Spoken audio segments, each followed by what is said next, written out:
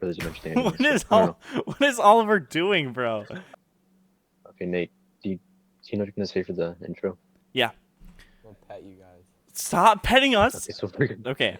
That's an intro. No, this is going in the video, man. Yeah, good. Well, everybody, welcome back to the H.O.N Show. Today we're going to be talking about anything, really. We're going to be going through some rankings of some catalogs later in this, but for now, we're at the start of this. We're just going to talk, just yap. It's just a yap session. We gotta start the yap train. And you can see... It's Tarb summer. It's Tarb summer, guys. Mm-hmm. Tard. Wait. Tarb. Tarb? Tarb. Yeah. Tarb. That's a good name. Yeah. Okay, chat. I guess I'll go first. The summer is ending. It's not over yet. But before it ended, I thought that I should get in on the Brat Summer festivities before it was too late. So, you know, I was bumping that, as they say. I got this bag like back when the album first came out. Where did you get it? I never It knew was you... like that one place. You know that one place. We got it at like this one like record store. We went there with you guys that same day. It was like our first time going there. They mostly sold vinyls, but they had a few like new CDs, including Brat. Was But it's that like the back then, like place it had just come out. with the store to the left? Yeah, it was connected to the Freaky store. Yeah, that was a freak store right there. Like a freaky store. Yeah, it was like it was like the clothing store in Tomodachi Life, but instead of just all freaky. Gotta spend your play tokens on that one. Yeah. What's it called? But so I always loved the cover for Brat, even before it became like a meme. It might be partly also because it's like I was so used to like the Stuck in the Sea album cover by Arctic Monkeys being like similar like words on like a blank background, and that also was a summer album. So Brat stole from Arctic Yeah, it Monkeys. definitely encapsulates like the feeling or like the vibe that the album is going through. Like it's like a not, I wouldn't say Brady, Like but you like feel green while listening to it. yeah. I'm not listening. But it's to it very yet. like harsh. It's not like a pretty, or I like aesthetically it looks cool and it fits the vibe, but like it makes sense for the album. And yeah, and I mean like what's it called? Like obviously it's like I've never heard any of Charlie's like albums, just like a few individual songs like the big hits like Break the Rules and stuff like that. But also he did like a lot of like songs for like hit movie soundtracks, like the Ingrid movie, Home, Mockingjay Part 1. Just to name a few. She So, also like, had a song in the Barbie and also movie, right? the Barbie movie. Yeah. Yeah. Like I've heard her everywhere, but I haven't listened to any of her albums. Like, and it's not like she's like that talked about. I'm dying. Oh, so your guys' Wi-Fi is messing up. That's why. Bear with us, guys. Our Wi-Fi's... Wait, Oliver, try talking again. Hello. Okay, it's good. It's just a little low quality, but I can see your face pretty good. Oh, there we go. Now it's back to normal, right? Mm-hmm. It's still a little blurry for me, but if it's fine for you, it's fine for on my screen. The audio is fine, so at least that's good. Yeah. But anyways, I don't know what else. Oh no, like I've heard her. Yeah, but then just Brat. Yeah, Brat. Yeah. Like, I feel like she wasn't really, or I don't know. Like I didn't really. Like her name wasn't really. I mean, I'm not the like prime demographic, and of course, like back when she's been making music for a while now, and she's had popular songs for a long time, but I never really caught on, or not caught on, but like I never really kept attention to the name, But yeah, I'm glad I listened to the Brat. It was pretty good. Yeah, and like most of the songs that I had heard by her that were like in soundtracks were from like 8 or even like 10, 11 years ago. So hearing this much more like modern, like present day thing, it's almost like catching up with like your babysitter and she's telling you about like her adventures at the club.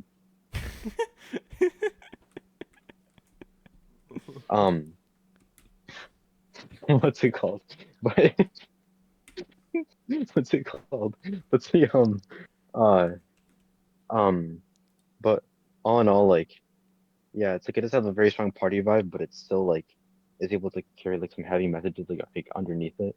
Like all in all, uh, sometimes I think of like YouTube video, like almost like video essays that I could make, but then I don't make because it's like I think about how much time and effort it would take to make it, and I just lose interest.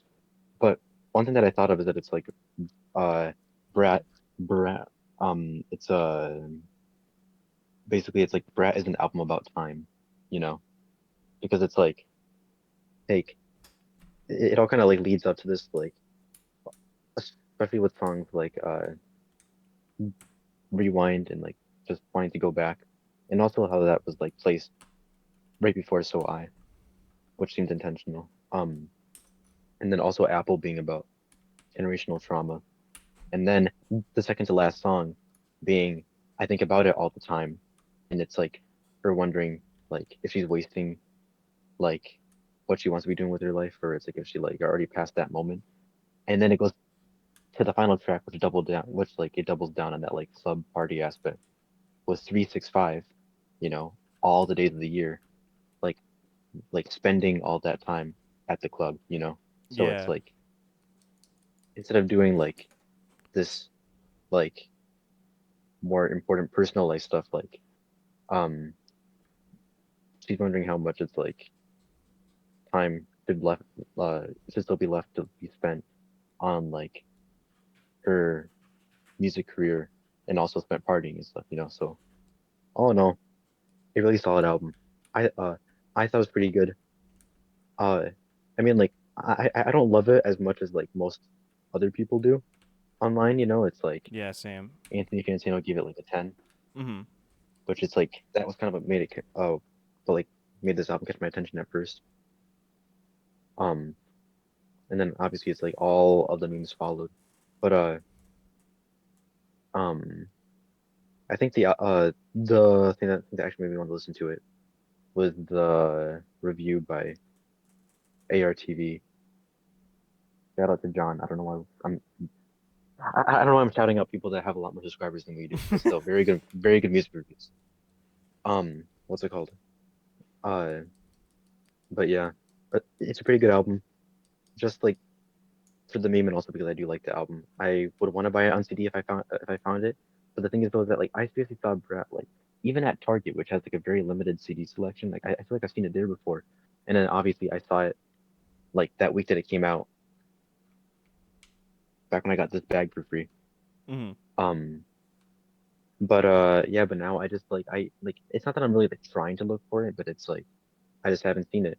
You know, it's just uh, it's just like Alex Turner used to say. They always offer when there's loads of Brett around, but when you're short of some, there's no Brett to be found. Alex Turner. That was Alex. When was Charlie that song recorded? XCX, Alex 2002. Turner collab. Wait, no, that was 2000. Whatever they made their first time. 2004. I don't even know No anymore. buses, or Yeah. really, it's no Brett is No brats. No brats. no Bratts. No brats. Um, I guess other things that I've been listening to. I finally finished the Black Keys extended discography. So there's stuff. Dan's second, uh, Dan Auerbach's second band, The Arcs. I've listened to all their stuff and also his solo albums. Um, so I'll talk more about that later. But I also realized a few months ago that I kind of accidentally started listening to all of Weezer's discography. So it started back um in the winter, back when I first started like buying CDs, and I saw the Blue album for $2, and my parents told me, "Oh, hey, it's a really good album. You should buy it." I was like, "Why not? It's $2." I listened to it, and the more I listened to it, the more it grew on me. And then I heard both really weird and really good things about Pinkerton. So then I decided to try it after Oliver listened to it before the Blue album, his first album by Weezer with Pinkerton, Yeah. which That was my first it seemed kind of crazy back Weezer then. album too. And it's honestly insane. Yeah. Um, So I listened to that a bunch, and now I also like love that album. And then I realized that like obviously like I kind of associated Weezer with like two songs for like a long time. Island in the Sun and Beverly Hills, just because like those are the two that I think I heard a lot and I knew like their name was attached to it. But there's a couple other songs that it's like I didn't realize that they had made. Like obviously like later on when I was older, like it's like I knew they made like Buddy Holly, Undone, Say It Ain't So. But I didn't realize that they made Hash Pipe because like that song had been like somewhere deep in my mind. I kind of forgot about it. And then I listened to it and I was like, wait, they made this song? And I was like, is it a cover? But no, they made the song. Kind of crazy. Yeah, Um, it's always and then such a fun surprise when you're listening to like an album and then you hear a song that you didn't even That's know that was when I on heard there. Campus off Vampire Oh Weekend. yeah, I was Campus. I because that drop is so it's such like a iconic drop. So like it's like and like I've heard it a lot. It's like the drop just like it's perfect. It was like a perfect experience. It was like what this song? It was amazing. Yeah. you know, um, yeah, it's similar with like their latest album, Van Weezer. There's a song on there called Hero, which I haven't listened to that album yet, but I listened to the song Hero because I was like, oh, well, it has a cool name. I wonder if it's good. And Hero is a song that I heard on the radio, like, like not well, like not a lot, like once or twice a couple years ago, and I remember trying to look for it, but I never could. And they made that song that I was looking for. That's funny. I But I didn't even realize. still haven't found. Anyway, I knew that it's like the Green Album had Island in the Sun and Half Pipe on it, so then I wanted to check it out. But then at that point, I kind of like seen a little bit of like the Weezer reception online of like their of, like where the different albums were like kind of like ranked and like their basically the general public opinion Mm-hmm. and how it's like the Green Album all sounds the same, but it's like it was so short. I just listened to it before I got my haircut, and then one day I was bored, so I listened to Gratitude because I heard that it was like their worst, and then I listened to Early in the next week because I was bored, and I heard that it's like it was their most forgotten, I'll never and forget him. I I talked about all this in the last podcast and showed how I got those on CD now. Um, but then after that, I realized, you know what? I'm kind of listening to all the Weezer, so I might as well keep going. So then I decided to listen to some of their albums that people know of or like say are like some of their best. So I listened to Everything Will Be Alright in the end. And if Pinkerton didn't exist, that would definitely be my favorite Weezer album. It feels very underrated. It's just like pure like power, like kind of like almost like it's not even like it doesn't change. It's just like every track kind of has like some like adrenaline in it Yeah, I'm almost. surprised like no one talks more about that. Like it's like And it feels like really such a up powerful par. comeback. Yeah. Yeah. And like like just like most of the songs on there are just like so amazing.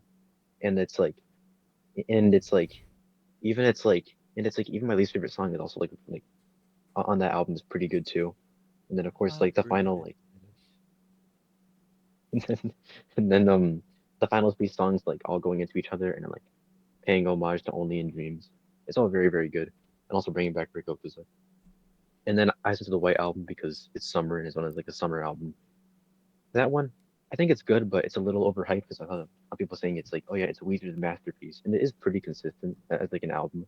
But it's like, and it's like I do like it, but overall, I just feel like it's like there weren't like a ton of like bangers for me. But then again, I might go back to it again soon. Um, but then after that, I was like, you know what? I'm on a roll. Let's keep going. So in the same day, I listened to what were kind of known as like two mid Weezer albums, Specific Daydream and the Black Album. Specific Daydream, I listened to. Um, and yeah, it was all right. I heard two songs in there already that I kind of liked quite a bit. Like QB Blitz is really good in my opinion.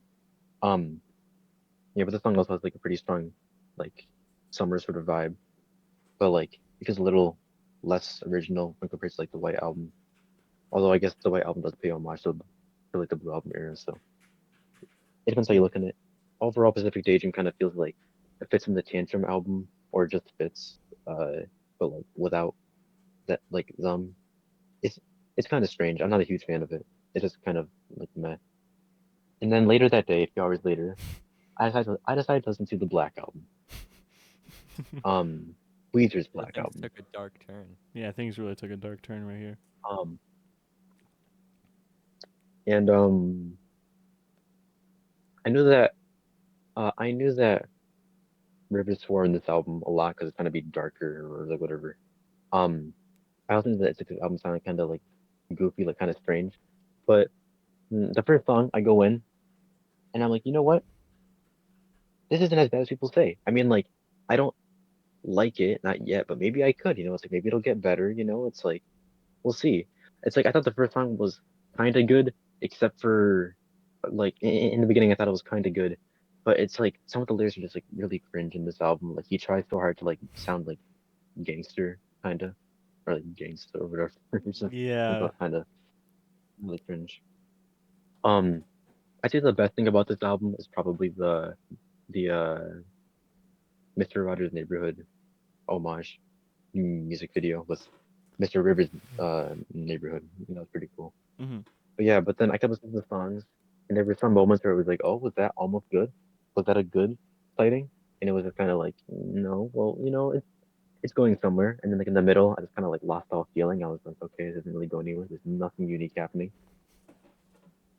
And then during the final three songs, I kind of felt like a giant like pit of despair. Like it's like it's like I just didn't want to do this anymore. I was like, what is going on? It's like this is really bad. And then it's like I like sat there and like in almost like agony through like the final three songs, and it ended, and I was like, you know what? I hate music. What am I doing? I'm gonna quit the Han show. Like I don't know what this album did to me, but like partway through, I just like kind of almost like gave up. Like it's just like I don't I don't even know, and it's like I can't say that much about it because it's like part of me started like dying. Like it just started like turning. It's like I felt my body shutting down. Like, but then I don't want to go back because I don't want to experience that again because it's like I don't have that much to say Yeah. about it. So So the fact overall, that it almost took everything from you. That's your um, opinion. I'm also scared because people say that it's like, well, I saw someone say that the Black Album is kind of like a make believe too, and I know that make believe is kind of like already known as like one of the worst Weezer albums. So I still have to go through that one eventually. We'll see. Either way, I took a small break from music for like one day. And then I'm taking a break from new Weezer albums until like, well, I'd say for like a month, although it's like that month it's like almost over already. But anyway, I'd probably give the album like a 2 out of 10. Uh, I would give it a one, except it's like I don't want to give it a one unless I actually know what I'm giving it a one for, but I don't want to go back, so I'll just give it a two for now. Yeah. Um, anyway, uh, I found some interesting things at the library, not the library, but like of like CDs that it's like I bought recently. Um, I guess other albums that I listened to were the Violent Femmes debut, and that one was really good. Um, I probably put it on like a similar level to like the Blue album for like uh just like a rating kind of like enjoyment. Um, I, I also listened to August and Everything After by Counting Crows. That was pretty good, quite atmospheric. Um,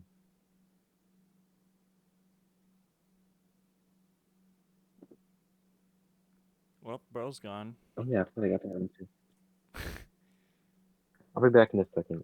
I'm Okay. trying to get like find some of the CDs that I got. Yeah, speaking of Weezer, you were telling us about like the Pinkerton, like the loan. There was like the loan things where it's like the recordings. I think I had a Yep. dream that like a few nights ago, or maybe it was a dream, maybe it was reality. I don't know. I can't bridge like sometimes like I can't. Sometimes they kind of like mix together. But I had a dream that like I was going to a store and this person was like buying a loan number 8, and I thought it was a loan number 3, the really the expensive or like exclusive one. But I thought they were buying a Yeah, loan they're number really 8, good. so I was like, okay, well I'll buy if they have another Alone 8 copy, I'll buy it for Egg Dude. But I do not remember where that memory was from. I think it was in a dream, but I don't remember that dream. So yeah, I just had to get that out of my chest. I don't know what's Yeah. happening in my life. Nah, it's not that Weezer, crazy. Weezer. I like. There's something up. There's some weird Yeah, magic. Rivers There's Cuomo is some doing weird something, man. magic come to Weezer. Like Oh, it's yeah, and then dangerous, also man. how, But you and then need also you how we keep found out going about back like, though. it's just like I remember that like I got sick like a couple weeks ago, and then a shout out to Mark P. Evil because without him, uh, I would have been very bored. Uh, like watching his videos about like Weezer's very weird backstories and stuff, and also I also finally binge watched all the X-Men movies, which was interesting. But just like watching all those like mini Weezer documentaries about how they made this album and why this happened was very interesting. Um, made my sick time on the couch a lot more uh enjoyable, I guess. It made it a lot more So sick.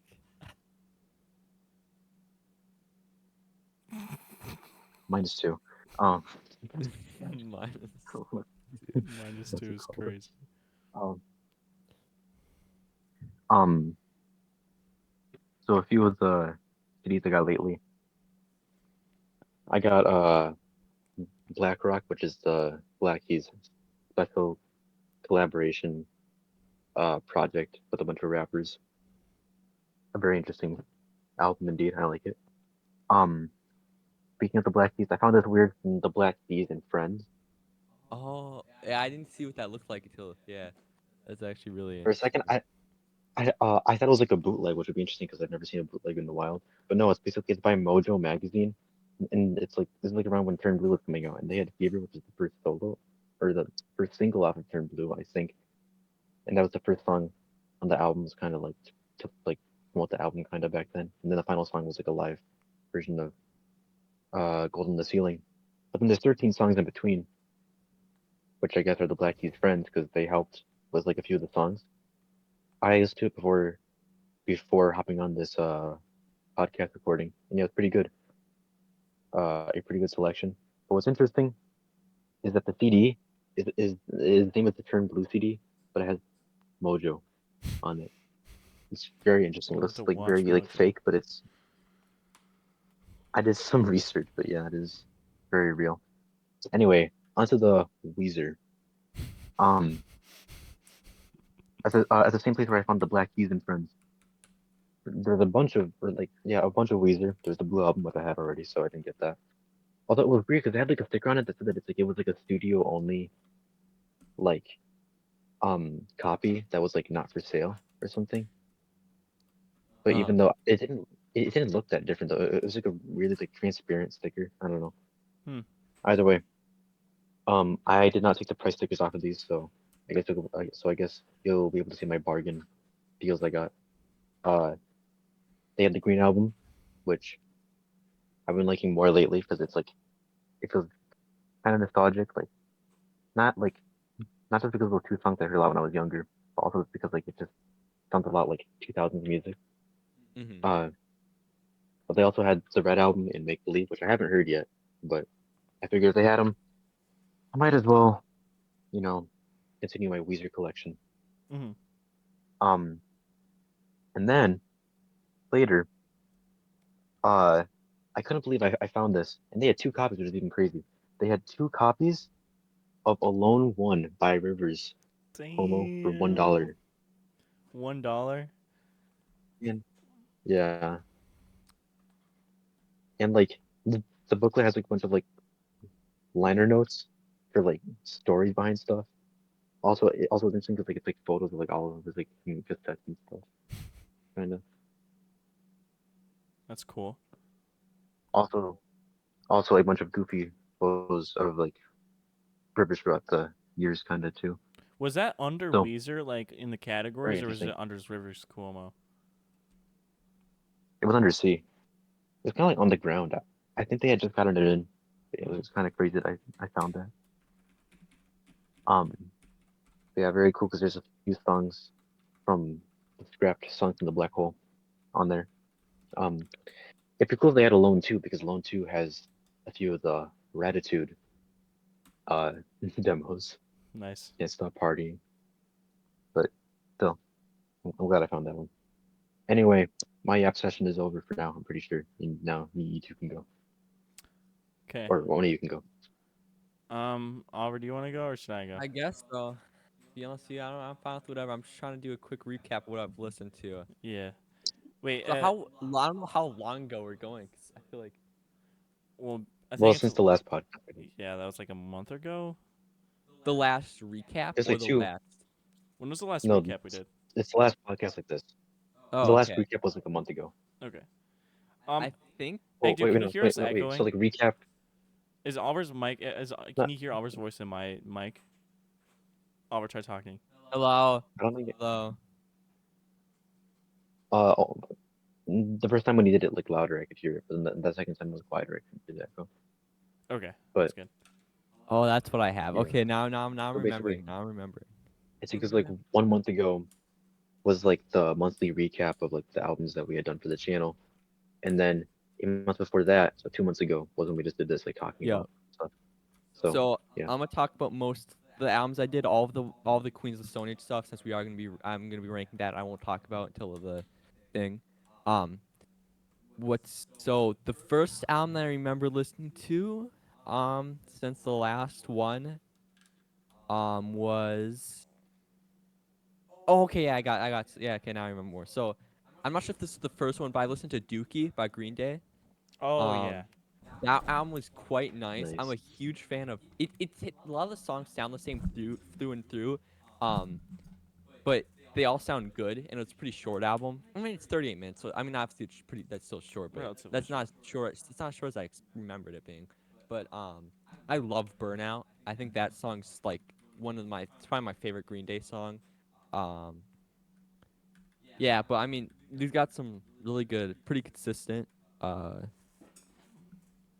Yeah, I don't have that much to say about this one because I feel like a lot of the songs do sound the same. But yeah, it was really nice.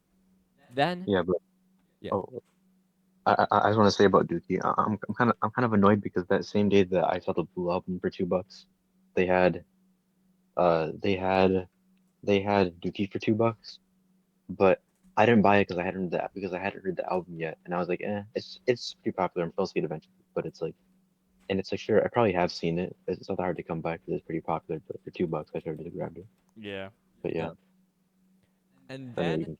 yeah, and then after that, I listened to Melancholy and Infinite Sadness. Um, I split this up until two because obviously it's a double album. I split up till 2 days. I listened to each half in one day, and it was really really good. It was so it's a journey for real. Haven't been going back to it as much because it's kind of daunting. Just like looking at the 28 track list, as like Yeah, I know I should like go back to it more, but it's like it's so much. Like I don't even know where to start. I'm a huge fan of Jelly Belly though. That song is amazing. Um, I think yeah, this album either has some of the most harshest sounds you've heard, like with like crazy distortion, or some of the most beautiful like transcending sounds ever. Like Like songs like Cupid the Lock, like the piano and like weird like sound effects in that song are beautiful. But then like something like what was that? What song was it? I think it was yeah, actually I don't really know. Trying to look for it. There's something about Broken World. Tales of a Scorched Earth. That's like crazy distortion. You can barely even hear what he's saying. But yeah. it's Some other standout tracks are I remember liking where is it? We Only Come Out at Night. I don't know if that's what the name was. Yeah, We Only Come Out at Night. But yeah, that was really good. Then what did I listen to next? I don't know how much in order these are. Is what I'm looking. I listened to Led Zeppelin 3, which I've listened to Led Zeppelin 2, and I wasn't the biggest fan of Led Zeppelin 2, and I know I should listen to it again, but I and I was also more tired. But Led Zeppelin 3, I love a lot of the songs on there. Um, Really, obviously the Immigrant Song being the first one is a really good song. Friends is really good. Celebration Day. Since I've Been Loving show You me is that really one. good. And then Out on Tiles, and then like this album is super good until the last two songs, and I'm really not a big fan of the last two songs. Um, like maybe I don't get them, but I've listened to them a couple times. I still just don't really like them, but everything else is like really good. Um. Uh. I mean, I listened to OK Human. That's this the OK Human album. It's a very it feels very weird. It feels very um I don't know. It's very not timeless. It's very stuck in like the 2020. But like that's kind of like the beauty of it. It's and also just Rivers Kumo's some of his lyrics. Some of his lyrics are questionable. Like I haven't washed my hair in 3 weeks. Rivers, care to explain that one, buddy? I mean, Well, that I is that mean, it. people If did. People did. it's pretty, I mean, Yeah. that's not respectable, but it makes more sense because it was in 2020, right? I guess so. I mean, Is this Pinkerton too? that would actually be crazy. I don't know. Yeah. I don't know if anybody's ever made an album where it's kind of like Pinkerton, but like in the 2020s era. Like, Nate, Weezer did. Yeah. Okay. Okay, Human is the Yeah. Okay Um, Pinkerton. yeah. Best. OK Human's the best album with OK in its name. No other album is as good as this. Nah, I'm joking. nah. And I will get to that. No, you're not. No, I you're will get not. to that. Numbers is really good off this album. The Numbers diss track is insane. Except I think you might like Numbers again because Fantano gave this one like an 8, so He gave OK Human an 8. something like that. Wow. I'm not He likes exactly Weezer, 8, yeah. 7, strong 7, I something think like it's an that. 8. I don't Yeah. know. Maybe W. it's a 7. That's Greens is probably my least favorite song off it. It's very dated, but I do kind of like that with that. It's like talking about Facebook. Like Linda checks her Facebook or something. It's amazing. It's interesting. What else we got? I know. Which one do I want to talk about next? I listened to "Come Down Machine" by The Strokes, and this album is really for me, it has one of the best. It's like, oh yes, one of the like really good stroke song, and then it has like a pretty mid stroke song, and then it has like a really good stroke song, and then pretty mid stroke song. I'm a big fan of Chances and like the Call It Fake, Call It Karma. Like Call It Fake, Call It Karma transcends. Except people put that in like the bottom of their album ranking, which is really weird. Um, Also Tap Out and One Way Trigger are also really good. So is Slow Animals. What else we got? Then I listened to the Modern Vampires of the City, and well, the first time I listened to this album, I was like, this album is really not that good. Like it was my first listen, but even out of all the other Vampire Weekend albums, like I remember liking them, but this one was like, it's all right. But I've been listening to it more, and this is low key their best album that I've listened to. Though I've only not listened to Father of the Bride or whatever but this is my opinion Yes. probably their best album. It's close to Only God Is Above Us is like it's like is that one better? Um, I really just don't like worship you off this album. I think it's like I get it makes sense in the album, so I'm not too mad about it. But it's still also I don't really enjoy listening to it. But people say "Yeah, Hey" is like one of the best Vampire Weekend songs, and I could agree with that. It has some really cool vocals and cool effects that they do. And then Hannah Hunt is really good too. Uh, so yeah, I'll listen to that one soon. yeah, Yeah. it's really good. Um, what else did I listen to? Oh yeah. So I listened to "This Is a Long Drive" for someone with nothing to think about, and you guys got like most people are sleeping on this album. They have to listen to it. It is so good. I mean, I guess it is for everyone though. But it is really good. It has a lot of long outro instrumental songs, so that's why I say it's probably not like a lot of people probably wouldn't enjoy it. But I think some of the best lyrics I've ever heard on an album. Which I mean, Modest Mouse, obviously they've got some really good lyrics. Like listening to this album is like this album like so many songs. This album is amazing. Really underrated. I want to talk more about this album. I don't know what to talk about though. I really want, but yeah, some people have to listen to this album more because it is really good. Um, I'm looking for this one on CD. I don't know if it's gonna be anywhere, but let's see what else we got here. Um. Oh yeah. Oh yeah. Oh yeah. So let me tell you. Let me put you on another album. Okay. Let me put you on another album. Uh, the best one of my first ever jazz fusion album I've listened to Oh yeah. from the Japanese jazz fusion band K.O.P. Um, and this is the soundtrack to Mario Kart. And you want to speed up. I don't have a driver's license, but if I did, I would be speeding if I heard this album on. I would be speeding my car. Okay. Um, this has some. It's hard to like tell what songs I like because one, they're all the songs are in Japanese, and then also they're all instrumental. So it's like I don't know like. But yeah, I remember liking the second and third song a lot. Whatever those songs are. But I'd really recommend this album. I mean, especially if you like jazz and if you're fine with listening to instrumental stuff, but some You really like fun. jazz? Yup, some really fun sounds, I'd say. I've been talking of this album a lot this last like month. Yeah, I Me? need to listen to it. I Yeah, Yeah. I've been talking. It's definitely a nice step out of my comfort zone listening to this album. Not that I mean I did listen. I was a big fan of some jazz before, but this is like really cool. What else we got? Ah, oh, I saw I listened to Dead Man's Bones in October. I forgot about that. Oh, I gave The Room on Fire by The Strokes. I've been liking this one way more. At first listen, I was like, this sounds. I mean, I gotta stop judging stuff off first listen. But even I listened to some of the songs more. I kind of was a big fan of it, but now I've been like liking it a lot. Especially the first, third, fourth song. Under Control from the album is like a top three Strokes song.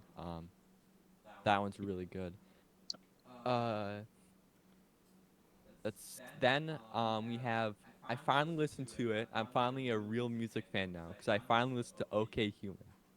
And this album Okay, is human. not not OK Human. OK Computer. It was so good. You had to listen to Okay Human another time. Yup. So yeah, this is possibly the best album with OK in its name. Just maybe. Just maybe. It might be. No. Um but yeah, I definitely gotta listen to this more. I put like Paranoid Android I listened to again and I love that Bro, it's song. for real. I love that It's so song. good. It's The so good. chorus too. Um, Let Down I was also a big fan of, and then Karma Police. And then Fitter Happier. At first, I was like, I understood it in the album, but I was like, I don't really like. I think I kind of found it the computer voice cringe. But then listening to it, the eerie feeling that I got I know it's. when he just kept on descending into worse stuff, I was like, okay. And I don't really find like the voice like annoying anymore. I like actually now I really respect that. Um, Climbing Up the Walls was I thought it sounded a little. I don't really know. That's the one that like I'm curious. I'm curious to listen to it again. I was gonna release this album. And then something came up. I was talking to Mr. Egg Dude, so it's your fault. Yeah. Let's go. I've been listening to. Okay, I knew you were gonna say something like that. Yeah. And then No Surprises. Wow. Yeah. That it's that's really good. That's probably my favorite off the And album. it's so. I guess yeah. We should probably. No, you keep talking about it. Yeah. I was because I've. I guess I'll just talk about this one briefly. I'll go over the albums I've been listening to later, but it definitely still. It still feels, even though it came out in 1997, it still feels really prevalent because of the rise of like there's like the AI and stuff. Yeah. And it still feels like, yeah, really pretty real. So, um, Yeah. I Give me a second. I'm pretty sure that's all of mine. I just want to make sure. Um, well, there is one more that you both listen to, which would be like a nice transition from you to Nate from talking. But I don't know if you want to talk about it now or it's like later because we might want to do it for like the channel soon. what the? Royal Blood. yeah. Oh yeah, yeah, yeah. I'd say we could wait to talk about that one. I was kind of like, I didn't talk about like who really cares. I mean, I would be open to talking about it, but I feel like we Yeah. should wait for. Well, Oh no, because yeah. we. I mean, like we with so I guess we Who could. Really Cares is different because we just did that one, but it's like with Royal Blood since we've all listened to it. I think we could do it on the channel really soon. Yeah. You know. So, so it's up to you if you guys want to wait or not. I think this would be better, so then we can like kind of like all like have a, obviously not that you've listened to it, but I feel like Yeah. we can just all because I feel like I have a lot to say about it, and I want to like do it now if we are gonna do a ranking soon, so we can save that for the next Okay. one. So Okay.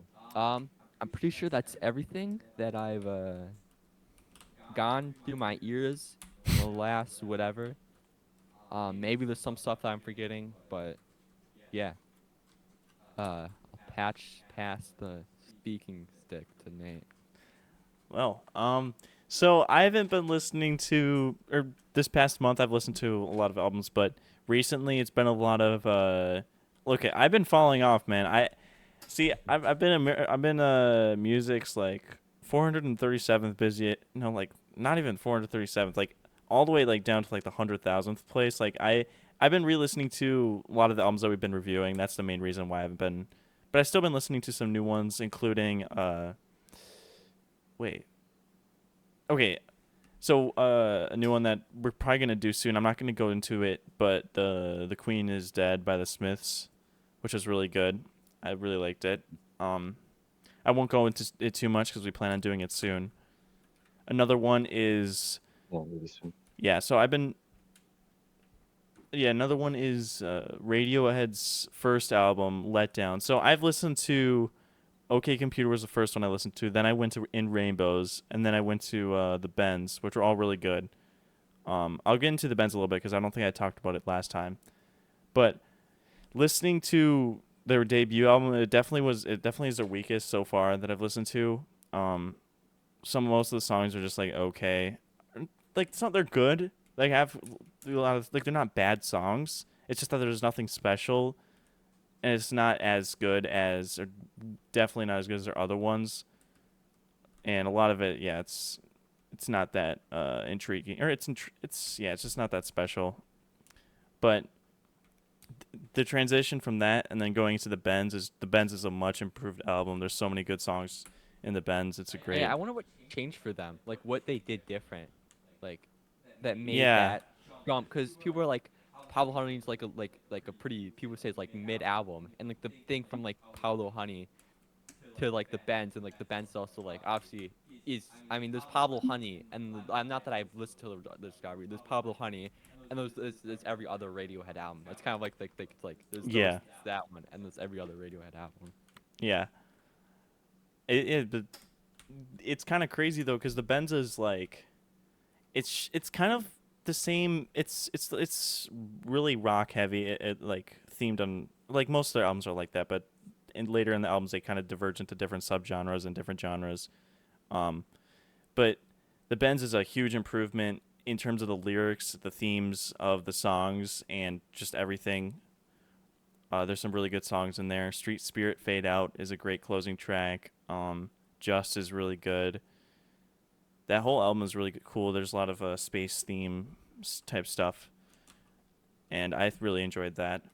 Another one or album that I've been okay. So I've also been. This is another big thing. I've been re-listening to the Tame Impala albums and listening to them for the first time, or because I think the last podcast that we did a month ago, where we were talking about our albums, I listened to Lonerism and Currents, and maybe Inner Speaker, but I did through this past month listen to the Slow Rush and then re-listen to all of them for later in this episode where we're going to be ranking some of our favorite artists' discographies. So I won't get into that right now, but yeah, those were really enjoyable to listen to. Some other ones that I've listened to. There's also the Royal Blood album, but we're gonna do that one soon, so I'm not gonna talk about it too much. And then another album I've been listening to, but we'll get into that later. We'll all get into that later at the end of this episode. But yeah, that's pretty much it. I can't think of anything else. Like I said, There I've was Let's Rock by the Black oh Keys. yeah, Let's Rock by the Black Keys. Yeah, so this is my my fourth Black Keys album that I've listened to, and it was really good. It was a great summer album. Some of the guitar was like amazing. It was sounded amazing. Um, Shine a Little Light, is that one in the album? The first or was it Yeah, but yeah, that album's yeah, really that's the good. first song. A little like It's a great summer album, great sounding. Like the guitars were amazing. And then I don't know if I talked about this last time, but I've listened to Brothers. Brothers was really good. I need to re-listen to that because a lot of the songs I felt like were just like they weren't bad songs, but they didn't really stick out to me. So on a re-listen, I would want to pay more attention to that or to those songs, like see if any of them raise up. But Nocturne, wait, what was it? What was the one with the Unknown Brother? That one was amazing. That Unknown one's Brother. Yeah. probably gonna be go up to legendary for me. Uh, just really great song, kind of sad. Um, but yeah, that one was really good. And then there's also Tighten Up. Tighten Up's in that album, right? And Yeah, it is. Holland for You. Yeah, Howlin' for You.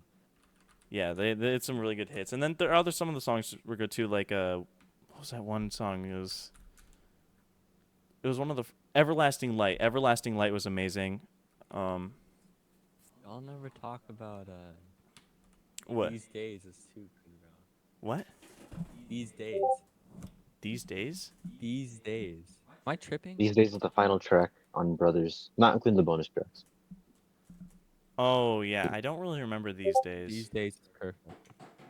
It's that really slow sound that it's like in the chorus. It's like these bloodshot eyes can't see so good. But I don't. what's I should worse remember is this. I if don't. What's they worse could. is if they would I change my words? What's it called? I know that you also were a big fan of one of the bonus tracks. Keep My Name Out of Your Mouth. Oh yeah, that one was good. I see. I need to re-listen to it because I remember liking a lot of these songs, but I can't recall things that I really liked about them. Besides, were like Yeah, forever or that the was songs that early I've in the heard more. summer. But Yeah. some other ones I just remembered that I listened to were two Green Day albums. I listened to Dookie, which I liked Dookie. There was a lot of good songs. Like of course, they had Basket Case, Welcome to Paradise, but it felt a lot of the same, and it didn't really change that much, which was fine. I just think it wasn't amazing. There's some really good songs on there. But then I also listened to American Idiot, and American Idiot was probably my favorite that I've listened to so far from Green Day. Granted, I've only listened to those two, but there was so much more variety, and a lot of the songs were it had a lot of hits like "Wake Me Up When September Ends," "Boulevard of Broken Dreams," "American Idiot," the self-titled track, and then a song that I can remember that stuck out to me was "Give Me Novocaine." That one was really good, but yeah, I need to revisit this one.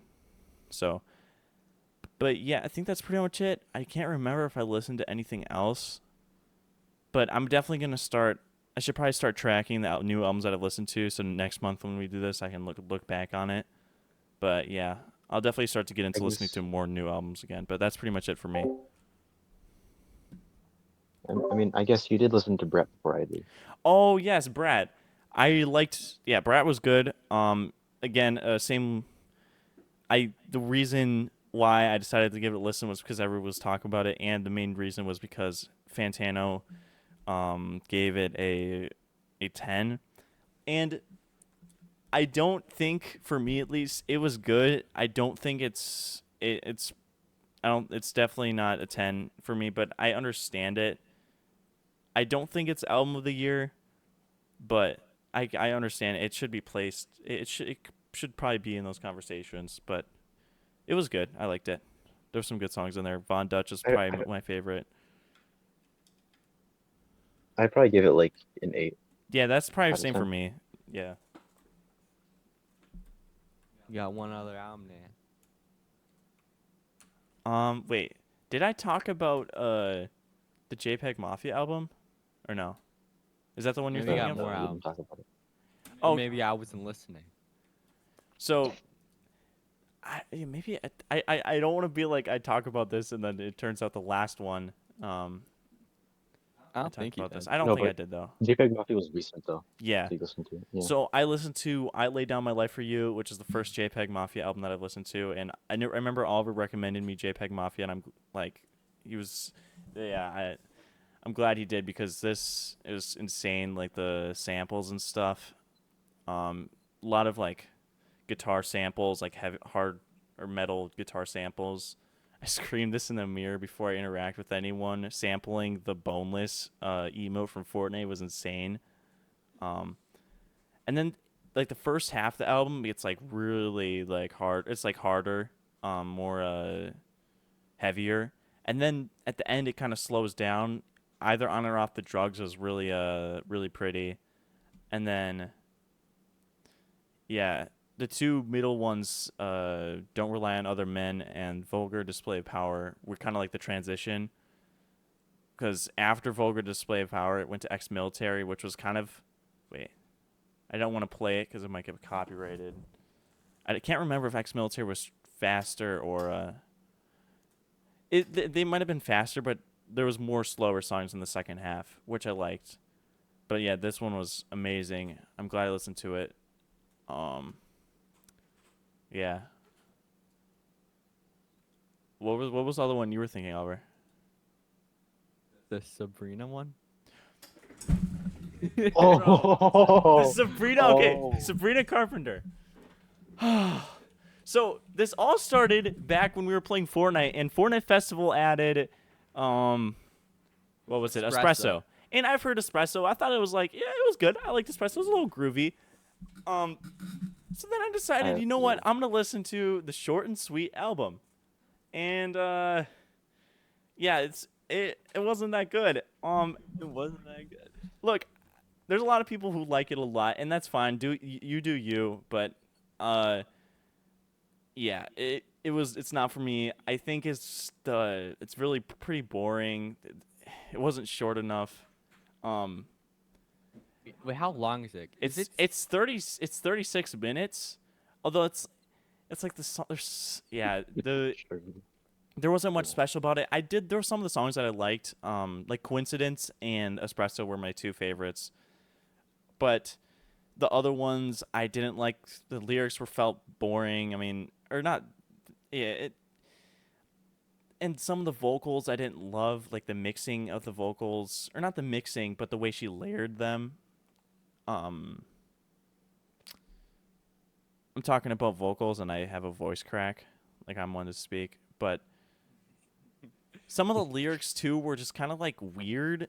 And Juno, she says like what did she say? Like, mark your territory. I'm so freaking horny, bro. It just felt like kind of awkward, and it just felt there wasn't a lot of the other songs weren't. There's some other songs that were like that, but it didn't. They didn't feel the theme of this album, and even in an album like Pinkerton, which Egdo was talking about, like when when I was discussing this, it's still when he was saying some when Rivers Cuomo was saying some stuff like that, it still felt kind of like strange, even though it was themed, or like the theme was based off of that kind of like it was more like based off Yeah, that it's darker like time.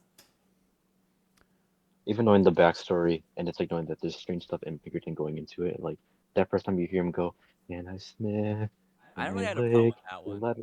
No, Actually, I but didn't really have a like problem with any of the album. no, but like I no, but like I knew about all this strange stuff in Pinkerton before going in, but just like that line, like it did kind of give me the heebie-jeebies first go around, even if I knew it was coming. Mm-hmm. Yeah. Even if I knew the backstory, it was still kind of just like yeah. Of course now Across the Sea is just like a really unique and really sad song if you think about it. But Mm-hmm. so It's kind of like We might have to do a Pinkerton documentary. it's kind of like if two Pinkerton songs or two or three Pinkerton songs were mixed in with the Blue album. Um, I don't And know. that's Sabrina Carpenter. Yeah, that's how it's kind of like. It's just or not like the sound of Weezer, but just like the kind of the weird lyrics, or like not weird, just like kind of like horny lyrics, which I'm fine with. They just weren't for me, and I just felt kind of uncomfortable. Although I've listened, you know what? I should probably give this one a re-listen. I don't really want to, but I want to give it I want to give yeah, it another fair chance because maybe I'm being a little too harsh on it, but that's at least what I thought. I mean, it's not horrible, but it's definitely not. It's not horrible, but it wasn't special. It didn't really stand out to me. But if you like it, that's cool. Just maybe we yeah, can yeah not for me. maybe we can re-listen to it with you Yeah, and yeah. see what all the hubbub is about. You can do that with friends, so you Mhm. won't feel as scared. Yeah, even though um I'm one of the few people, well, not few people, I guess, vocal people that I've seen.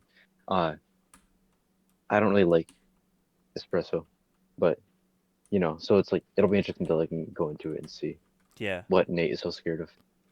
Another thing about this is like I saw this thing. It was like a. It's this listening to this is like eating unseasoned chicken. Like this is what this is what it kind of feels like, but except maybe espresso. Espresso like a little bit and a little bit of seasoning, but it wasn't really done right, you know. But nah. No, I should give it a re-listen. I think I'm being a little too harsh, but I love.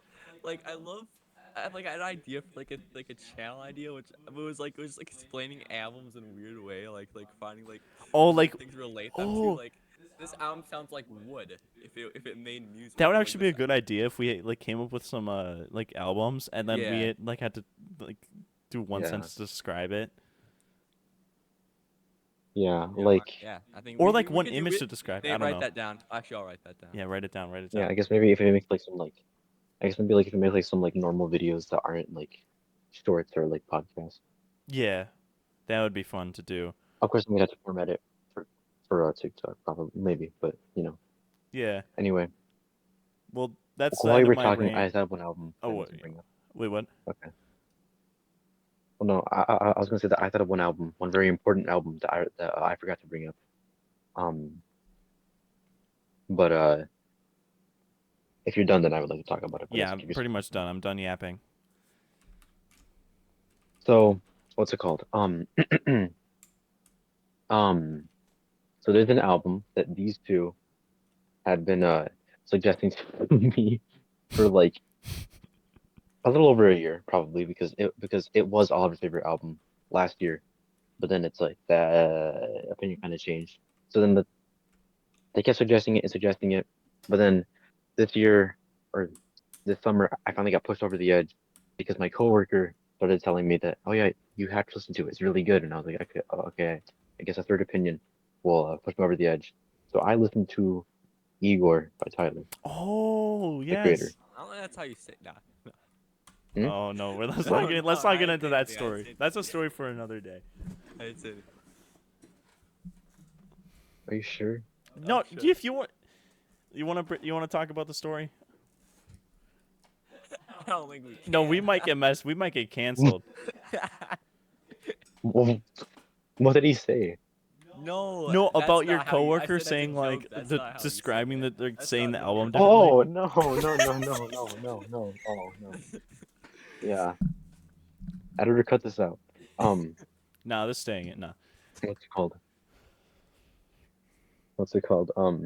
Yeah, because basically it's like, uh, at first, it's like my coworker showed me "Fee" by Tyler, but like it was like quiet, so I didn't actually hear what I didn't really hear what what the lyrics were saying.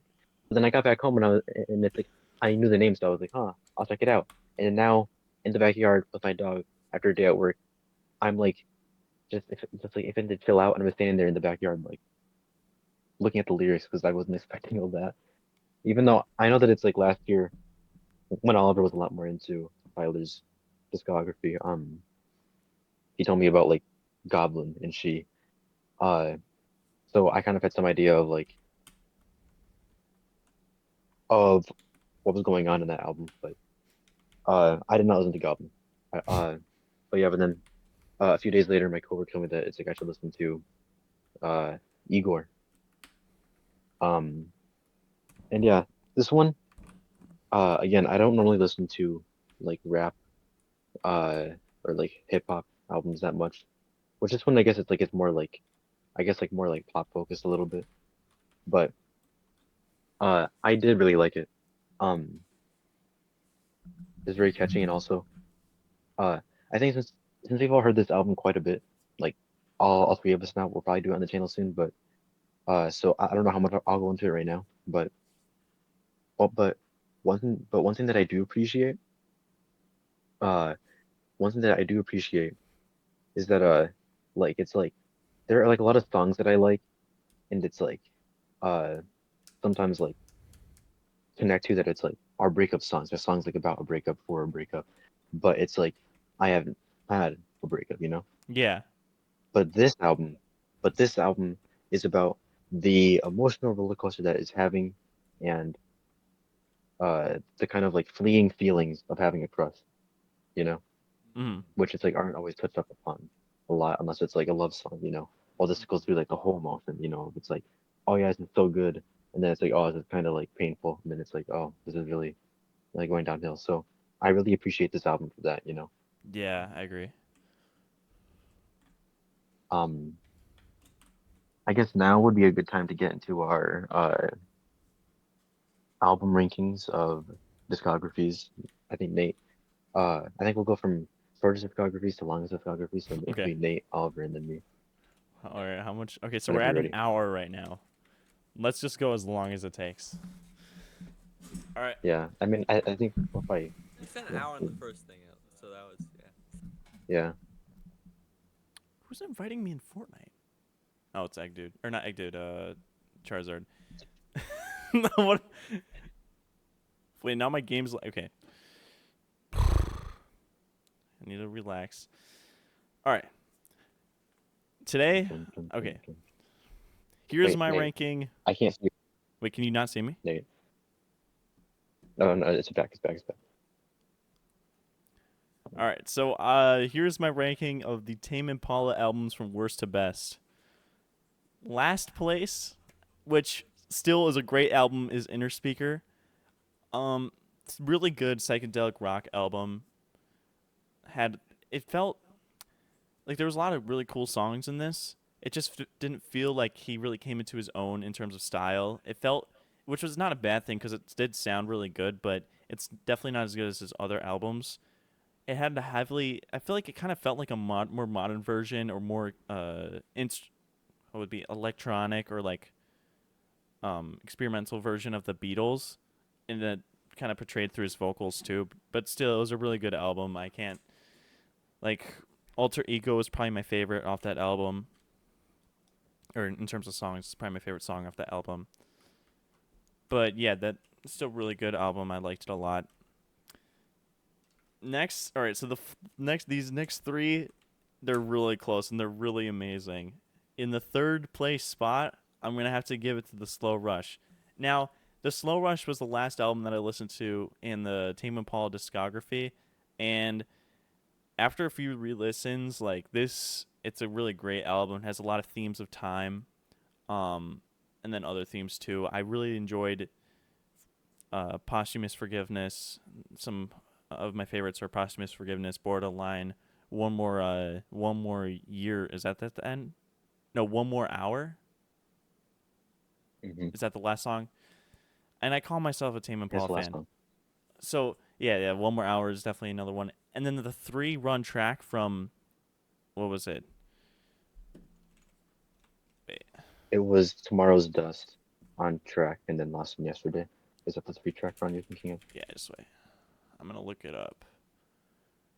Yeah, that That's one. one that we talked. From Tomorrow's Dust to On Track to Lost in Yesterday is just an amazing trilogy. Tomorrow's Dust, kind of like thinking about the future, having your mind set on the future. On Track, kind of being like assessing where you're at right now and seeing how you're going. And then Lost in Yesterday is thinking in the past. At least that's how I interpret it. Um, Yeah. I really like these. On Track is right now I have it at the top, but I need to listen to this album a few more times. But right now On Track is my Yeah. favorite song. But I yeah, have a funny story. what? Or well, no, what's it called? Um, I was gonna say that it's like I I have I have a funny story about uh this album too, but it's like I let you finish first. Okay. Posthumous. I think that's how you spell it. Forgiveness is a really sad song. Yeah. Um, really great. I think the songs where he's talking about his dad are like amazing, and I'll get to that later when I talk about lonerism. But yeah, this album's great. These currents, lonerism, and the slow rush can be switched around anytime. For me, it just depends on it's not like that easy for it to be switched around, but they're both like really close to each other in terms of rating. So I guess you could talk what your story was with the album. Yeah. So last spring, I listened to Currents for the channel because it's Nate's favorite album. And it's like I wasn't a huge fan of it as much as everybody else Hmm. is.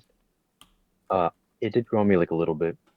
and it's like I kind of been going into it that it's like there's some things about Tame Impala's music that it's like kind of off me a little bit. It's usually like in like the vocals a little bit, but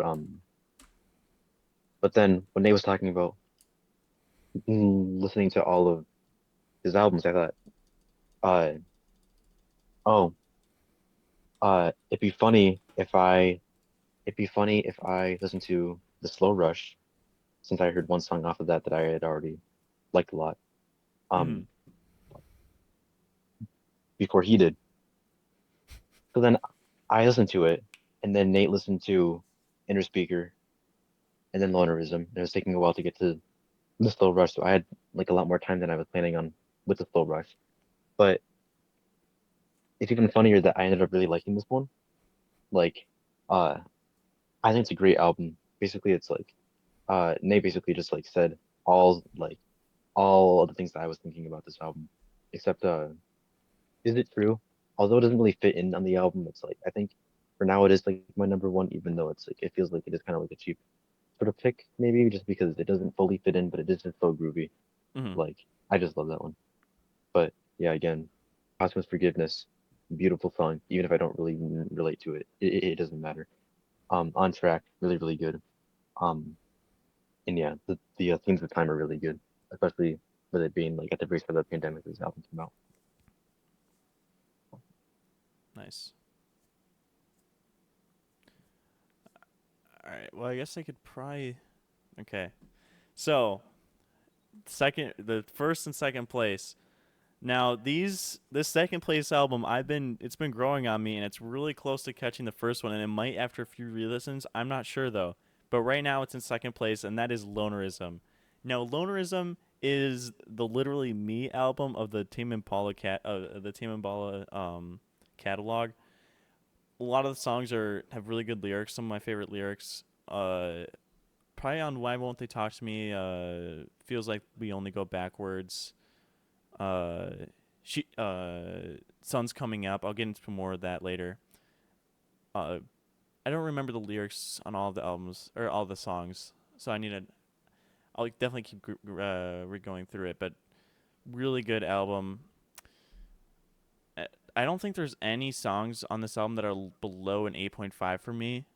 And even the instrumental, She Just Won't Believe Me, it's probably my favorite instrumental that I've heard. Maybe beside, if we were calling Fit or Happier an instrumental, I don't know if I might like that one more just because of how it fits into the album. But She Just Won't Believe Me is amazing. I wish it was longer.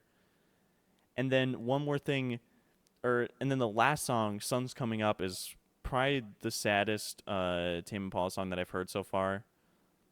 Uh, I guess the only songs I haven't heard so far by Tame Impala are the B sides for Lonerism, The Slow Rush, and Inner Speaker. But Sun's Coming Up is amazing. Definitely underrated because on Spotify it has the least amount of streams, but it's definitely a switch up compared to the album. Like it's not like it. It's like a piano based song, but it's really beautiful. Again with themes of or talking about his dad and his dad's death. Um, and the reason why it's called Sun's Coming Up is because his dad died of or it was I think it was skin cancer. So I won't get more into the lyrics right now, but it's a really good song, and I'm surprised that it's the least streamed, at least on Spotify. But yeah, overall great album, great instrumentals, and yeah. And then in the first place, the album that got me really into music and my favorite album yeah, pretty much my favorite. I don't know. I wouldn't say it's my favorite. Like, it's better than or not better, but I wouldn't say it's my favorite compared to every other one. But it's definitely one of my favorites. Is Currents by Tame Impala. Wait, I messed it up. Is Currents. Wait, I'm just gonna redo that for the short. For the short, I gotta keep it. I gotta set it up for the clip. In first place, my favorite Tame Impala. In first place, my favorite Tame Impala record, Currents. Now, this album really got me into music. I definitely wasn't into it before, but this is like for a while my favorite, and still is probably my favorite. I don't know. It's hard. There's a lot of ones that are up there, but Currents is amazing. Starting off with Let It Happen, an absolute banger. This album has so many longer songs, and Tame Impala has also made some longer songs, or a lot of longer songs, like in the 6 minute, 5+ minute range. But we were kind of talking about this in the last, or one of the other podcasts, is how he's really mastered the art of longer songs, and that really shows in Let It Happen. It's just a roller coaster. Nangs is amazing. The Moment is really good. This is for the moment. And then Yes, I'm Changing, a really good kind of like breakup song. This one is beautiful, especially at the end when it was like,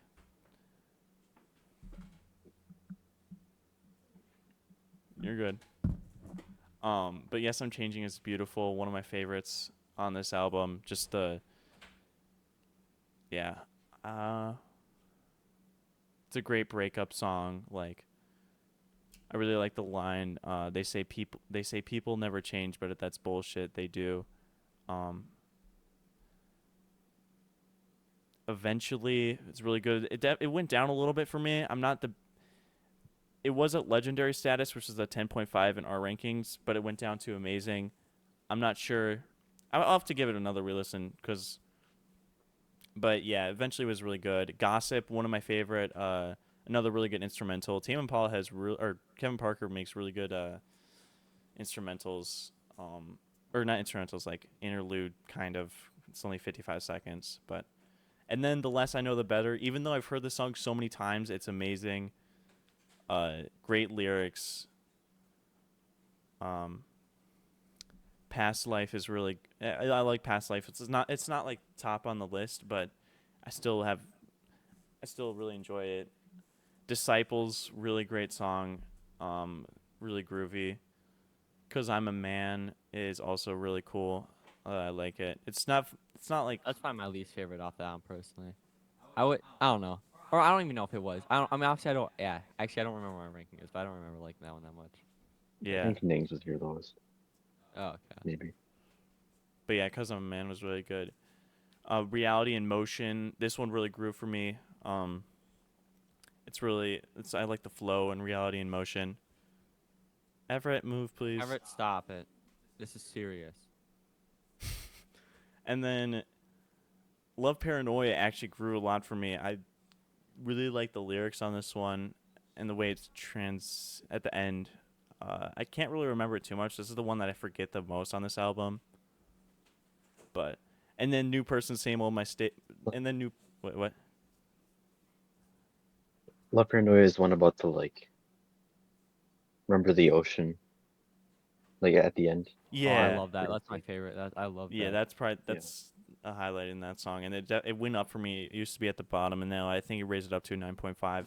And the New Person, Same Old Mistakes, one of my favorite songs, or I have it as my favorite song. It's one yeah, really great. I love it. It's my favorite on the album. Um,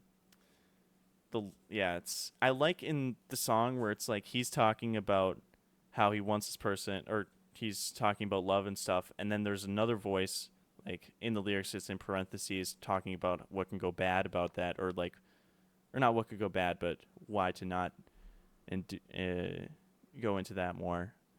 But I really like New Person, Same Old Mistakes, from the bass line to the kind of like the key. But yeah, so yeah, Current's number one. I see a lot of, okay, granted, I saw one video and there was a lot of comments about it, but just because I see a lot of people saying like Current is not that great compared to his other, not that great, but lower, or a lot of people's like bottom two Tame Impala's records, but I really enjoy it. I think just because it's good doesn't mean it has to be lower. Um, and I see a lot of unnecessary like dislikes for it, or like from not from people who don't uh like aren't into Tame Impala, but from Tame Impala fans, which is fine. But Currents is my I favorite, mean, although it's really close to Lonerism. yeah, I mean it's like Currents is kind of like Tame Impala's AM. It's like it's Yeah, his biggest album. It's getting pretty popular with the sounds on TikTok, and it makes the real fans angry because why? Because why would like music they like be popular? No, no, it belongs to them, you know. Yeah, That's like that's the whole mindset when it comes to that. It's just really weird. yeah, like the whole like it's not as it's like TikTok, I guess TikTokified songs, meaning like Yeah.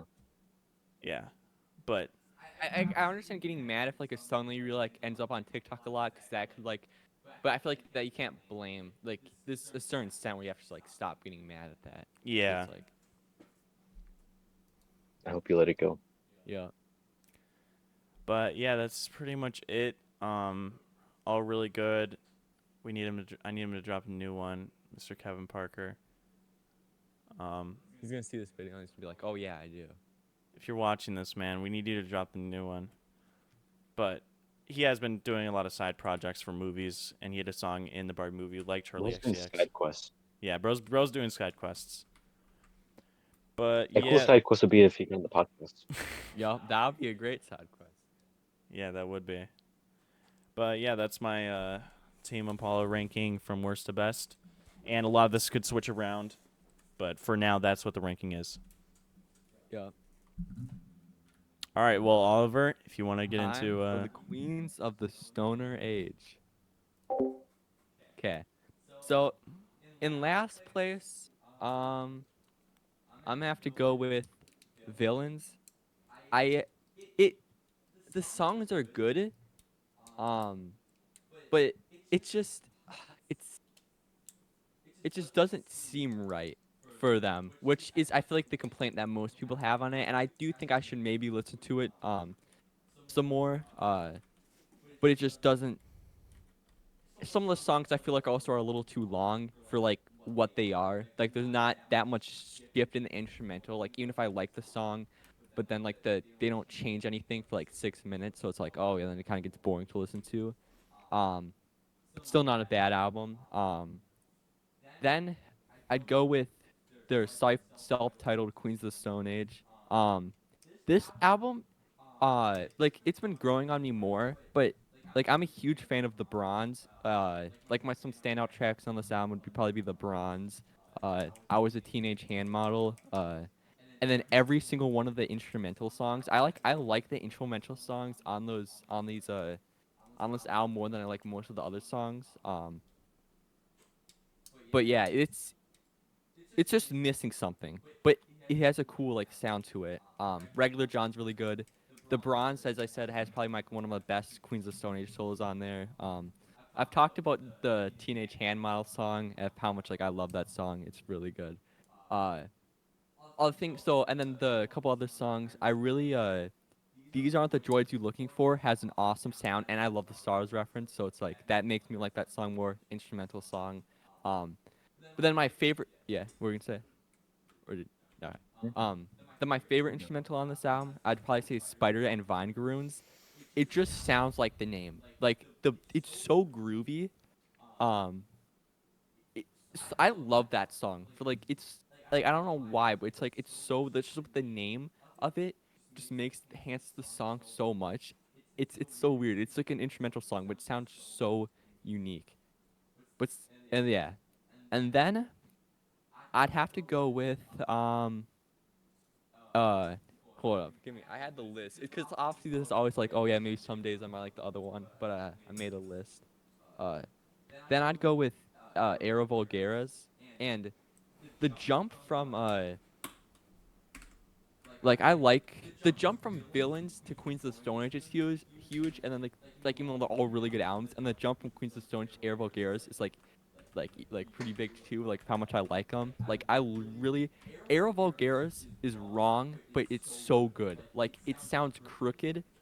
Some weird. Like the lyrics are wrong, but they're good. Like I'm Designer. I love that song so much. It's if if there's one song that I'd recommend, like that would be the worst first Queens of Stone Age song to listen to, I'd probably say it's this one. Even at the same time, I feel like the worst Queens of Stone Age song to listen to would probably be like one of the best ones because then you know what you're going into it for. Don't do this. If you're gonna try to do something, then like you can wear the mask, but if you're not, I don't want you to try to jump scare us. Anyways, cut that out. Like, like I'm Designer is just like it has some really interesting lyrics, but they all make sense though, and it has a really good message in it. I'm also I'm a big fan of River in the Road. When I found out what the song's actually implying, it made me like it more. But it's so eerie, and it's about like it doesn't even it's not that specific, which I kind of like. I feel like a lot of times Queens of Stone Age songs, what they're talking about is kind of vague, and that makes it sound cooler.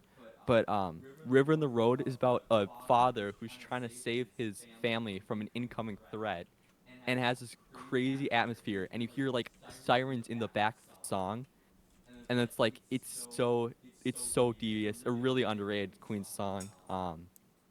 And then I'm a big fan of Aero Vulgaros, which is technically like a deluxe kind of, and then also the Fun Machine took a shit and died.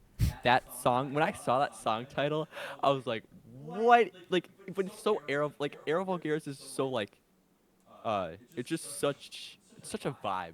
Like it's so like crooked, and it's like it's all like it all fits perfectly. Like all like the songs fit so perfect in this album, I feel like.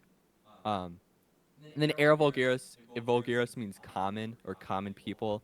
um so it means like era of the common people. And also Josh Holmes said he was like, and it just sounds like vulgar, the word vulgar, so he's like, so he liked that. Uh, the reason set the yeah, like a lot of popular songs, I'm not like, I think they're good, but I don't like listen to them like, oh yeah, I don't listen to them as much as I do like, I don't know, turning on the screw and stuff. So then after that, it is so this one. So this one was hard for me for between this one and the next one if they should be moved, but right now it's in Times New Roman at number which one's that? 4. Um I'm a big fan of this album. Fantano giving it a 6 is not right. He gave it the same as Villains, which I don't get. This album lyrics, you gotta listen to his lyrics and what he's saying, and that makes you like this album way more. I'm a huge fan of Obscenity. I think that's like a top 10 Queen song. His vocals on that's amazing. Um, Carnivore, amazing lyrics. I'm a big fan of Mate to Parade, or not Mate to Parade, What the People Say. I think that also has some really good stuff. Negative Space too. Like, there's gotta be somewhere back here. I'm floating around. I don't know what the exact lyric is, but it's really good. He talks about stuff like the pandemic and stuff, and obviously like, yeah, it has some. I feel like the lyrics Um, really shine in this album, and like I feel like a lot of times in Queens of Stone Age things, you kind of like hear every single like instrument, and they're kind of like all standing out besides I guess the bass, and like that's like you're kind of focused on the instruments a lot and like his lyrics. But in this one, the instruments are kind of feel like more mixed together, which people say that this has terrible mix, which I don't really agree. I see where they're coming from, but I don't really agree that much. I feel like it's mainly just focusing on what he's saying and singing. um yeah, that's pretty much all I have to say for this one. um, what's it called? I was just gonna say that that was actually the fifth album on the rankings, so the next one's the fourth. Oh, okay. Just keep that in mind for like when Nate is, slip farming, what we say. Yeah. uh Yeah. Wait, so the next rank I think This I'll is do number be four. the Next one's number 4. okay. If it's a fourth. Yeah. Oh, I think I had it wrong because I had 4. Yeah, okay. I was counting side back like backwards. But number 4 is Lullabies to Paralyze. I first listened to this album, I thought it was pretty boring. But listening to it again, and like I've been like listening to it more a lot now recently, it's really really good. The eerie atmosphere is amazing. Uh what else is there? This, yeah, I feel like I don't have that much to say about this album as I do the other ones. Has a lovely, amazing, eerie atmosphere, like I said. But this lullaby opening, like with like this soft, like still somewhat like creepy song, and then going right into Medication is like amazing. I'm also a big fan of Skin on Skin. That one's really good. Some interesting lyrics on that one. Little Sister obviously is really good. Burn the Witch is really good. Um, Long Slow Goodbye, I have to listen to that one more. Like every time I've listened to it, like I'm like, this is good, but I never listen to it again. That's partially because I'm kind of waiting till like Halloween to do this one and not like listen to like really listen to this album a lot. Not that I've still not listened to it a decent bit. Um, And then, so that's pretty much for that album. In number three, we have Like Clockwork. This album was the second Queen's album that I listened to, and the songs of this album have been like, they're really good songs. I just don't haven't been going back to them as much as I do the other stuff. Um, but I think Appear Missing is like a top three Queen song. That song, oh my gosh, is that song something? Uh, Yeah. this album is so cinematic. It's like it's unbelievably cinematic, and like the Keep Your Eyes Peeled when it's like the I'm gonna see the actual thing, but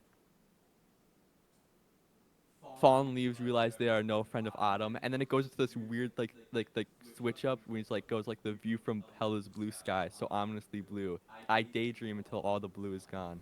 Is and then it goes back to like the regularly scheduled program of like the boom bottom bum bum of like the keep your eyes peeled is really good. A couple. I wasn't a big fan of My God's the Sun. I was like, it's all right. So with Smooth Sailing, I don't really have that much like. They're good songs. And then I used to think that for Fair Weather Friends, but now like I like Fair Weather Friends way more. Um, some really good, like probably his best lyrics in this album. Calopsia is really good. Uh, like Clockwork too. Great ending song on that. Then, so that's pretty much all I have to say for that album. Amazing Well, what's artwork it? too. Oh yeah. Um, I was gonna say that when I went to the new FYE that opened up uh yesterday or the day before that, I I think it was yesterday. Uh, they actually were playing the Vampire of Time of Oh the Vampire of Time and Memory at the store. It's like I heard it and I was yeah. like, is this from like Clockwork? And then yeah, it started playing. I was like, oh, it's cool. Yeah, this album has some really cool title names. I haven't listened to it yet. I probably should because I've listened to Rated R. No. But Speaking of Rated R, my second favorite album by them is Rated R. Wait, Rated R. So I kind of like talking them both at the same like kind of like putting them side by side. But Rated R seems more personal. I don't know why, but like Songs for the Deaf seems just so like huge, like out of this world that you can't connect to it as much as you can, in my opinion, Rated R. It's much more tamer, Rated R is, and like I feel like it's like this album's a much more. You're not like you're going through like some crazy ride listening to Songs for the Deaf, and that's what's good about. But Rated R is kind of like thing that you can like just like listen to. Um, I think I think the best way I can describe it because I think I know what you're talking about. Like Songs for the Deaf is like it's almost like you're driving by yourself. It's like you're kind of focused on the ride, on the journey. While on Rated R, it also like you can tell that the scenery is changing, but it's like you're on a trip with like a friend, and it's like that yeah, friend is kind of like where it's like you're getting your entertainment and enjoyment from. yeah. Like having the feel good hit of the summer is really really good. The Lost of Keep It Secret, I've been like liking that one more. I also like I love just like how that oh it's so good. A lot of people say it's like the best Queens of Stone Age song, which I see, and I won't deny that. I wouldn't say it's. I mean, I wouldn't say it's their best, but my opinion, their best or my favorite song is In the Fade, and that's on this album, and extremely good. Uh, Monsters in the Peristyle, I'm a huge fan of that one. Of like, I love I love just the ways like that like Paul's sister is an alien. Oh well, and then like it's I love the lyrics in that one. It's like really cool. Let me think. Tension Head, it's pretty good. I sorry, I was gonna say Lightning Song, a really nice instrumental. The only instrumental one on this one. Yeah, it's quite nice. And then I think I lost my headache. Oh my gosh, it's that song. It's something. It's something amazing. There's one oh yeah, and then Autopilot 2. I love the background. Like I, but like the high pitched the guitar thing in the background too is really good. And then and then for number one, we're gonna go with the one and only Songs for the Deaf, which is probably my favorite album so far that I've listened to. Even though I technically gave Dark Side of the Moon higher. I like this one more. Um, Hmm. I mean, every song is it's just too good. It's out of this world. Out of this world. Like it's insane. Like I'm a huge fan. Like God is on the radio. That one's been going up for me. Gonna Leave You is definitely higher than it was in my original ranking. I don't know. That's pretty much it. I've kind of talked about this album a lot, but I guess I can talk about a little bit more here. I mean, yeah, I don't even know what to say at this point. It's just perfect. If you haven't listened to it, go listen to it. Like you need to. You need to. It's one of It's the objective best albums of all time, I know. honestly. Yeah, and it isn't really talked about. I feel like, I mean, it is talked about, but it should be mentioned more. Yeah. The only other thing that I'm definitely gonna have to listen to Them Crooked Vultures soon, cause that was when I was like, oh, I probably should have listened to it, and I could have put it in the ranking, but still whatever. But I'll listen to that one soon. Is that is that an album in their discography or? No, that's Dave. It's Josh Homme, Dave Grohl on the bass of Led Zeppelin. Wow. And then also there's Caius, so I would also have to do that. But yeah, that's pretty much it for all I have to say. So pass it on to you, Mr. Egg Dude, Mr. Humorous Wizard. So. So, class. Uh, Today I'm going to be ranking 18 Black Keys and Black Keys adjacent albums. They're one of my favorite bands. Uh, they're probably like top three. Yeah, like top three, I'd say. Um, yeah, we're gonna go from worst to best, also including the Arcs, which is Dan Auerbach's second band, and also his solo work. Um, anyway, there's gonna be some controversial stuff or like picks in this, I feel like. So, uh, let's begin. Uh, at number 18 in last place, and this is kind of close to number 17. Uh, at number 18 is Thick Freakness. I know that a lot of people love this album. Like they say it's like the best the Black Keys album, and they love it. For me personally, it's just like I'm not a huge fan of like the like super really gritty and raw sounding like songs and music and albums. You know, like sometimes it works, but usually it's just like I'd rather not. I listened to this one 3 times, and it's like each time like there were a few tracks that it's like I did like quite a bit. I think track two and track three I was a bit of a fan of. Like track I think it was track three was actually in School of Rock, which I love that movie. I didn't know that song was or that there was a Black Key song in there, but now I have to look out for it next time. Um, but yeah.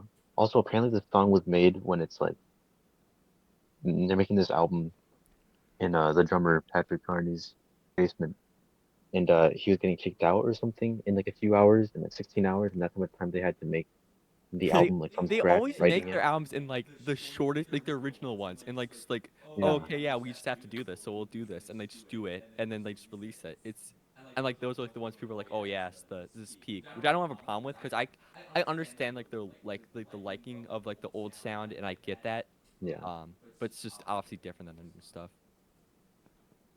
yeah. I think they've said multiple times that it's like they work well like under pressure, kind of like just making albums in like 2 weeks or something. But Yeah. in less than 16 hours is kind of crazy. Assuming that story is true.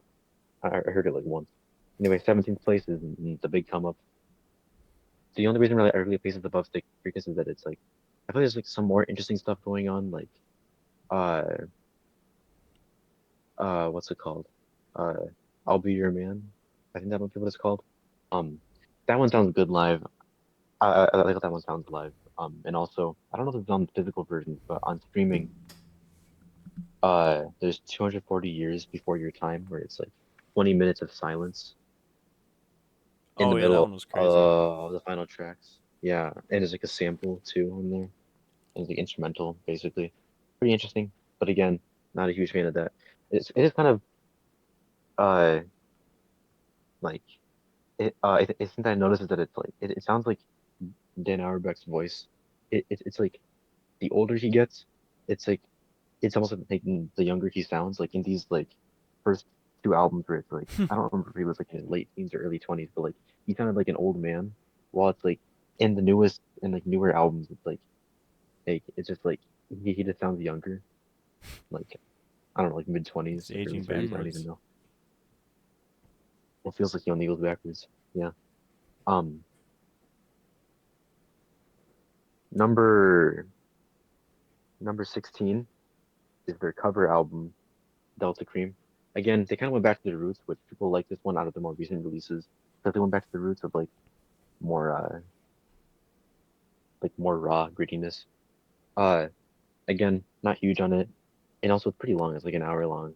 I'm kind of just like bored throughout it, but it's like it does sound like a little more smooth. Like it's like a strange merriment of like their oldest work and their newer era of work. So it's kind of interesting. But again, just not huge on it. Um, it was kind of cool how they covered a song that they covered in their first album in this newer age, which is cool, I think. Do Um, the or what was it? do the rump, yeah. Yeah, okay, yeah. Because it's I saw I was looking I was like, oh, it's do the romp because it says oh it's Well, do the rump is what it's called in their first album, I think, but do the romp is the Delta Cream. I don't know. yeah. It's really strange. And number 15, we have Electrophonic Chronic by the Arcs. This one, I'll be honest, I only listened to once, but I just thought it was kind of like weird sounding. Like I kind of like some of it, but also like it's just like uh, I'm just not big on it. Again, I listened to this like back in April once on like a whim, but I haven't been that interested I haven't been that interested in going back.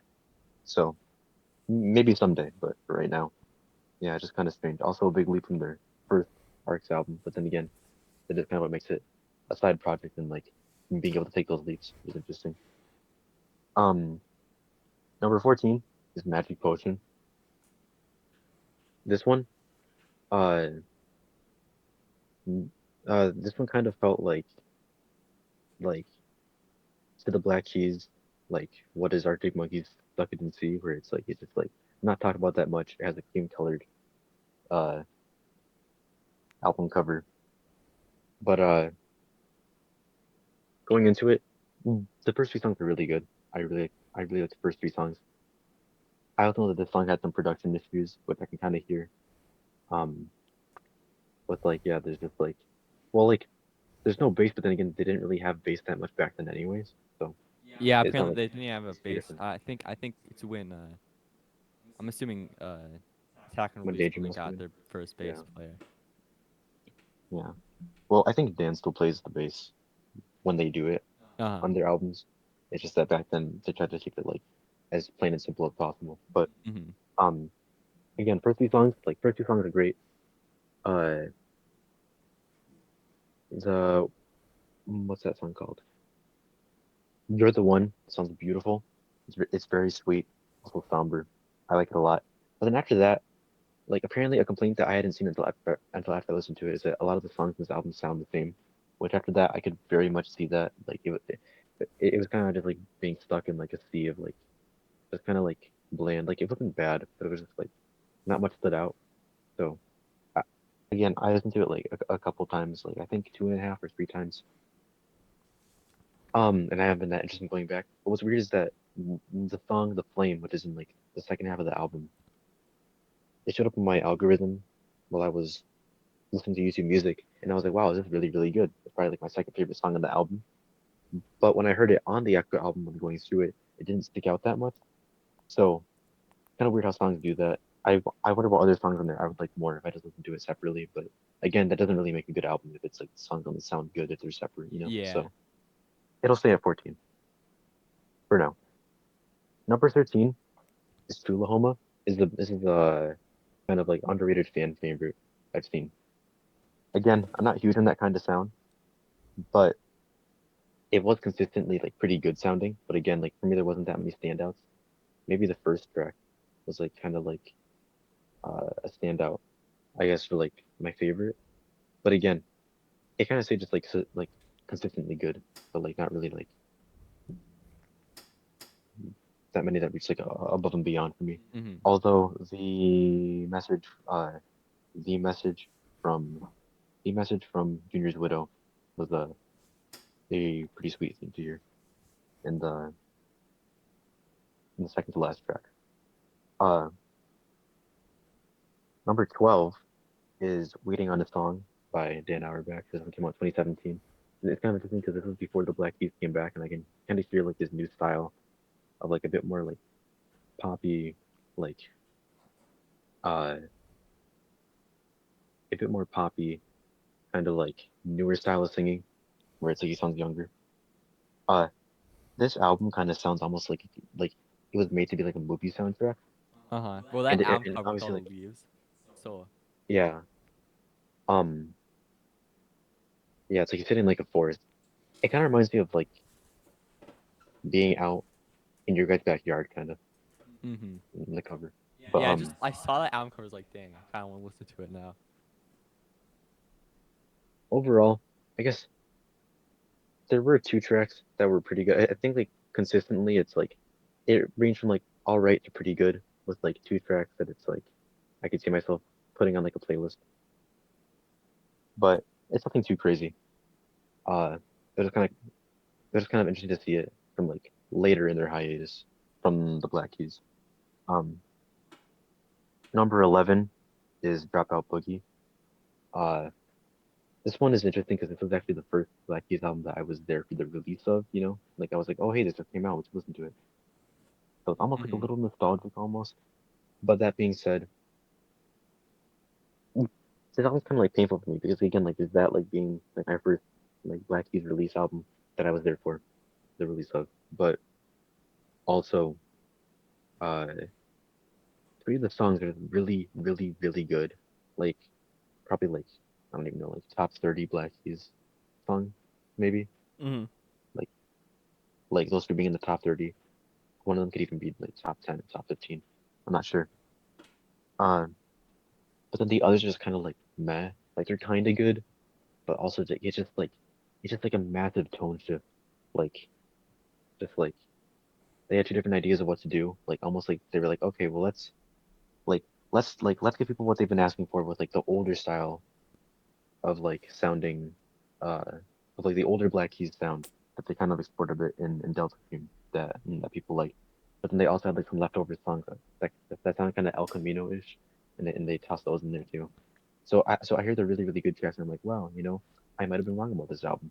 And then I hear the other ones and I'm like, oh, it's just Mhm. kind of Mhm. simmers. Anyway, up to the top 10 now. 10 is Dan's first solo album, Keep It Hid.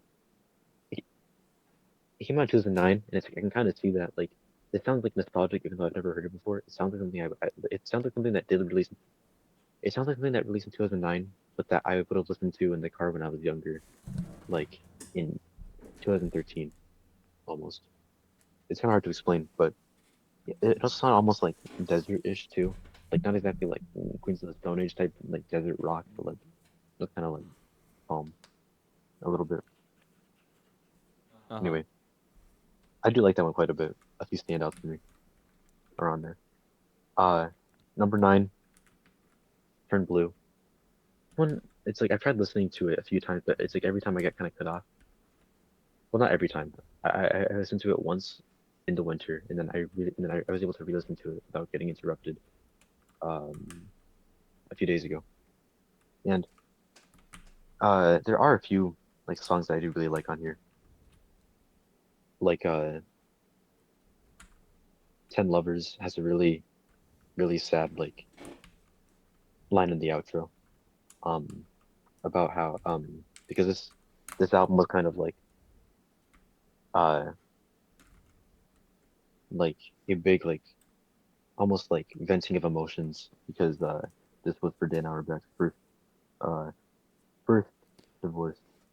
Uh but in 10 Lovers, one of the song or lines in the or in the outro, uh he's talking about how it's like his daughter like woke up like sad because it's like she's wondering where it's like her mom went, but then now she's all right, but the ex-wife is all wrong.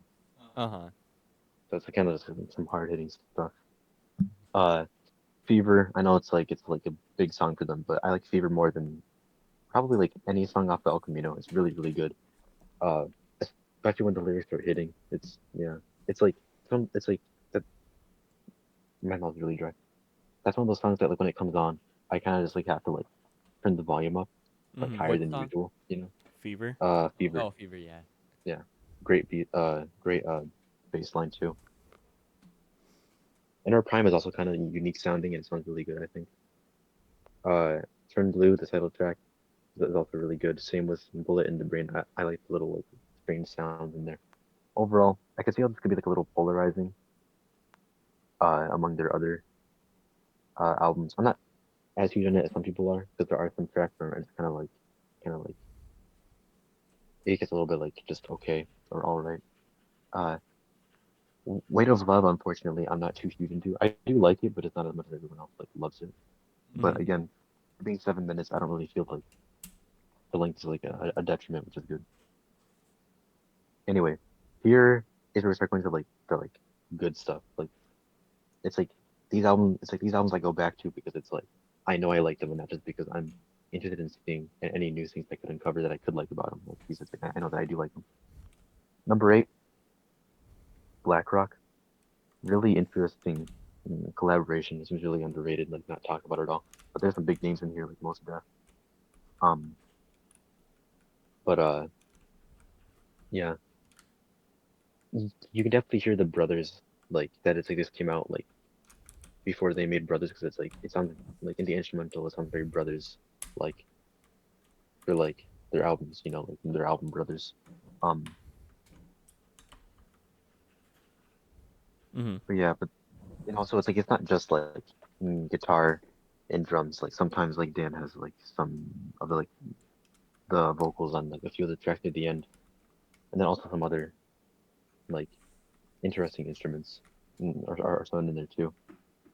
But overall, I did like this one quite a bit. Number 7 is Yours Dreamily, the first album by the Arcs. This one could go higher. I've only listened to it twice and it was pretty recent, but this one's also really good. Um, I don't know exactly what I have to say about it, but I'd say that like most of the songs are just like baseline good and just like kind of go better from there. Nice. There are like two songs that are kind of like okay. One of them, uh, which like from a storytelling standpoint, like I guess the song is good for how it uses it, but it's just kind of uncomfortable to listen to, which is the point.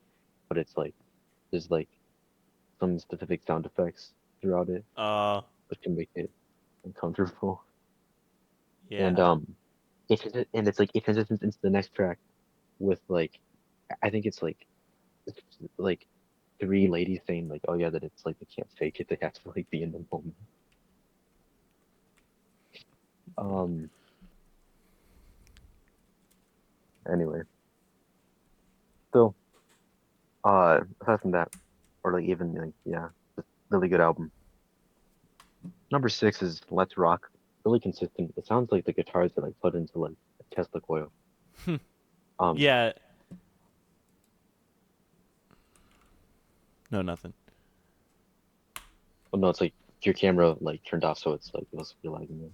Oh, is it better now? Well, no, it's like for me, it's still okay. It's back. Okay. Um, yeah, but overall, a pretty good comeback. Uh, they played it relatively safe, I feel like, but also like showing that they have changed since the last 5 years.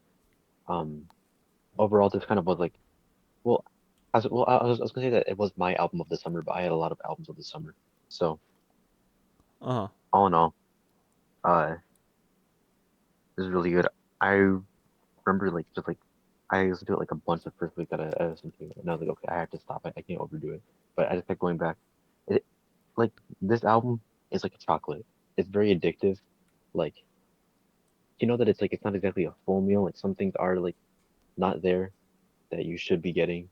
You feel like, but at the same time, like you know what you're gonna get, and it's like if you're looking for that, it is really good. Mm. Some of the lyrics are a little bit like weak, but overall, I I think it is a pretty good album. The top Mm. five, the top five. These next two could get a little controversial, but number 5 and number 4 are really close. Nate. Your camera's off again.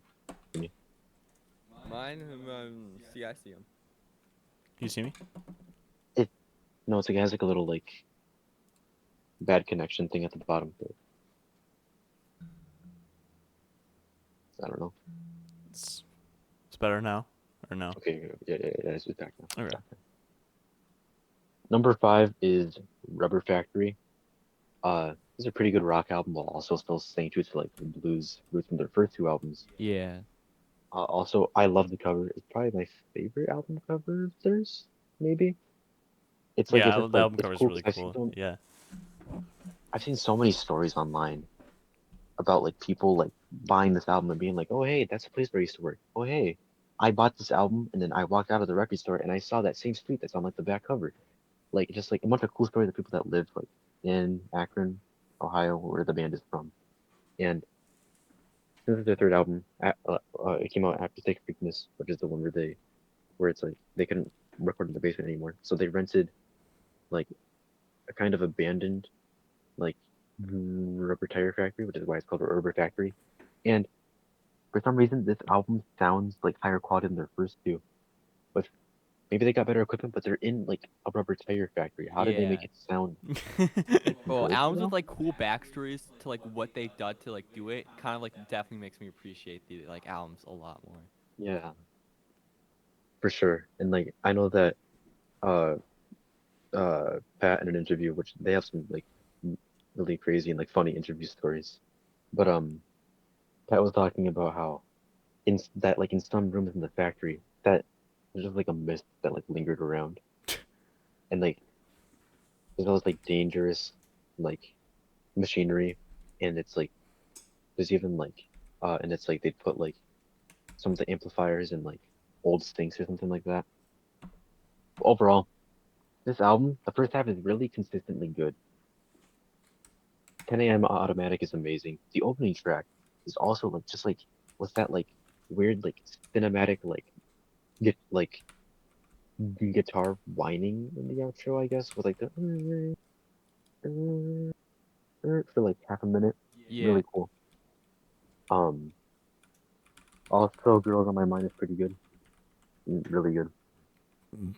Um, and then the length. The lengths, it's like I feel like the lengths is the Black Keys' best song.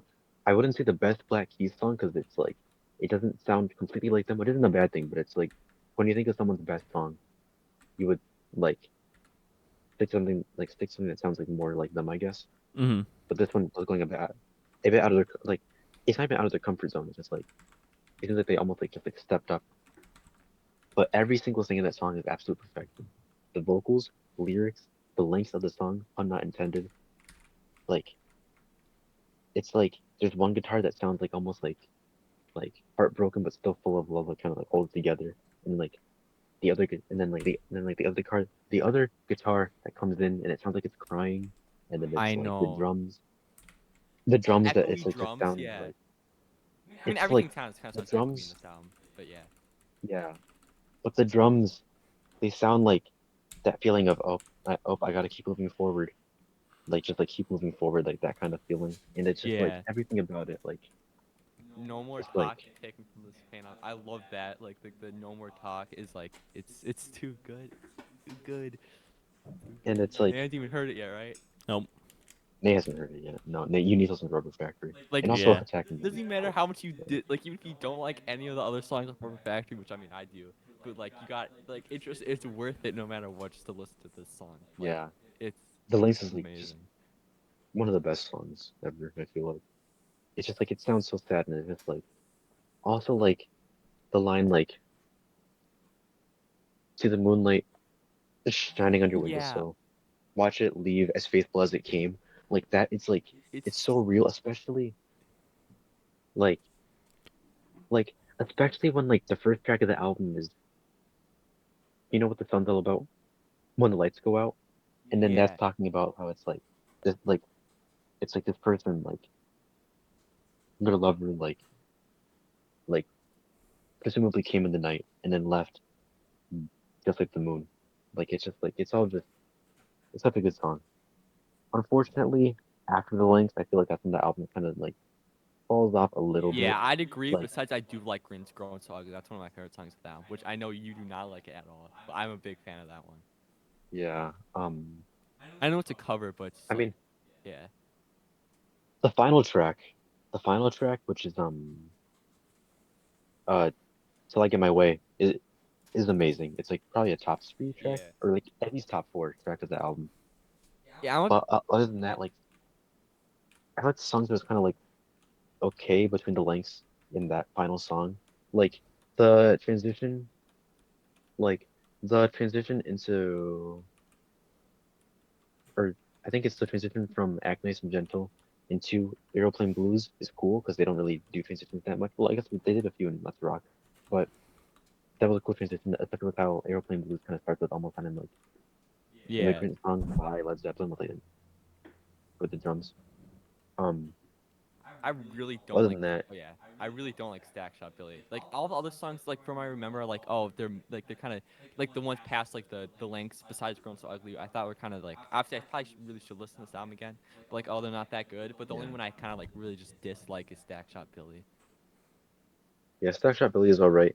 And then it's funny because it's like after hearing a song as like incredible and perfect as the Links, it's like how it's like what's gonna be next, and it's like they have a cover which is Grown So Ugly, which is probably one of my least favorite Black Keys songs, at least that I keep track of. Mm-hmm. Like it's just like I just don't like it that much. It's like just loud and like kind of abrasive, especially accents and like soft and tender. The Links, it just kind of Yeah, I think that I don't after the know. length, It's it just was kind a of really bad placement. But outside of that, I do like this song a lot. yeah. It's like for me, it's just kind of like fine, but it's not. I don't know. Anyway, Yeah. really good album. Um, at fourth place is their newest album, Ohio Players, and this one, it's a big kind of like, uh, I guess derailment from what they usually do, but that isn't necessarily a bad thing. Mm-hmm. Um, Mm-hmm. like it's like they took a chance with having like a lot more collaborators on like the mainline like Black Keys album, but I think it worked pretty well personally. It's like I think like I kind of know the Black Keys for two things. One, they make really good card trick music, in my opinion, and two, um, they're really consistent like with their sound and like quality, I guess. So Ohio Players has like a lot of like variation from like Mm-hmm. song to song, I feel like. But um but it still is able to like stay sounding like consistently good and also like it makes sense in the same album being together. Uh-huh. Um uh this is Nowhere, probably a top 15 Black Keys track for me. Just like I think it's like not a lot of songs click with me on first listen, but this one was one of them. I think it helps that it's just like I was kind of like looking to like start this like new chapter personally in like my like personal life and hearing like this song being like I'm on a one-way trip to nowhere, like just saying like it's saying like it doesn't matter where I'm going, but I'm going. Like things are changing. Like that just felt like just like really good to hear. So Mm-hmm. I really think this is nowhere. Also really good bass on that song too. Um and I think one complaint that I do have with this is that what's it called? Some of the producing is a little like I kind of got over it. But, like in the first two listens, it did sound like some things got a little like muddled together with like uh the guitar and the vocals. But then I kind of got over it after they released lyrics on YouTube Music, which is how it usually goes. Like if I can see the lyrics, I can just hear things more clearly. It's kind of weird, Mm-hmm. but you know how it goes. Um, I guess my biggest complaint is that they kind of rushed through some of the songs. Like it's like they mostly sound pretty good, but I feel like they would sound better if they took their time because it's like even like in songs like This Is Nowhere, it's like if they just like let the instrumental like breathe a bit more, I think it would have sounded like better. Uh, but in so much of this, it's like they barely have guitar solos because it's like they kind of just like have like a little like almost like a riff, or like not even like a riff, like a lick or like a jingle, and then it's like they go right back to like w- what they were doing before or like the next thing, which isn't always a problem, but uh, in an album like Brothers, like part of what makes Brothers good is that it's like they like gave it time to expand with it being like their longest album, and partly because like in Next Girl and like Everlasting Light and She's Long Gone, like a bunch of songs there, like they just let it breathe. But um in Ohio Players, like the only song where they kind of do that is Read 'em and Weep, which has like a 40 or 50-second long Yeah, I'm a intro, big fan of that I one. love that song. That's Yeah. probably my favorite off the which album besides This Is Nowhere. yeah is really really good. Fever Tree is also really good. It's like I feel like the last three songs are really really good. They're also Yeah. kind of like they kind of stand out from the rest of the album, although each song kind of stands out in its own way because again, there's a lot of variation here. But even like Fever Tree just it doesn't take its time, kind of like does rush a little bit, but still overall, this album feels very overhated to me, or not very overhated. I think it depends on where you look. Like in the beginning, like people said they really liked it, but now it's like I just see like a lot of people saying that it's like they don't like it. But uh, I think the marketing for this album was really really good. It All doesn't those like videos. play into my ranking, Uh huh. but Yeah. I Yeah. remember when when Beautiful People Stay High came out, I was like, oh, a new Black Keys song, and I basically had the same reaction as everyone else. I was like, yeah, it's not great, but it's cool that it's even making a new album this year. And then I kind of forgot about it. It's like a month or two later. I was looking at this Fortnite content creators Discord server, and I was looking in the meme channel, which I never do. I don't really look there that often, but it's like in that server. But it's like I had to look in the Who meme was it? channel. What YouTuber? This was for Jodo Zaya shout Oh, out. But somebody posted in his meme channel on his Discord server saying like chat, this is all of you, and it was like this video of like these two girls behind a counter talking like Gen Alpha slang to these two middle-aged dudes, and I'm oh, oh I get it, and I was like, wait, is that the Black Keys?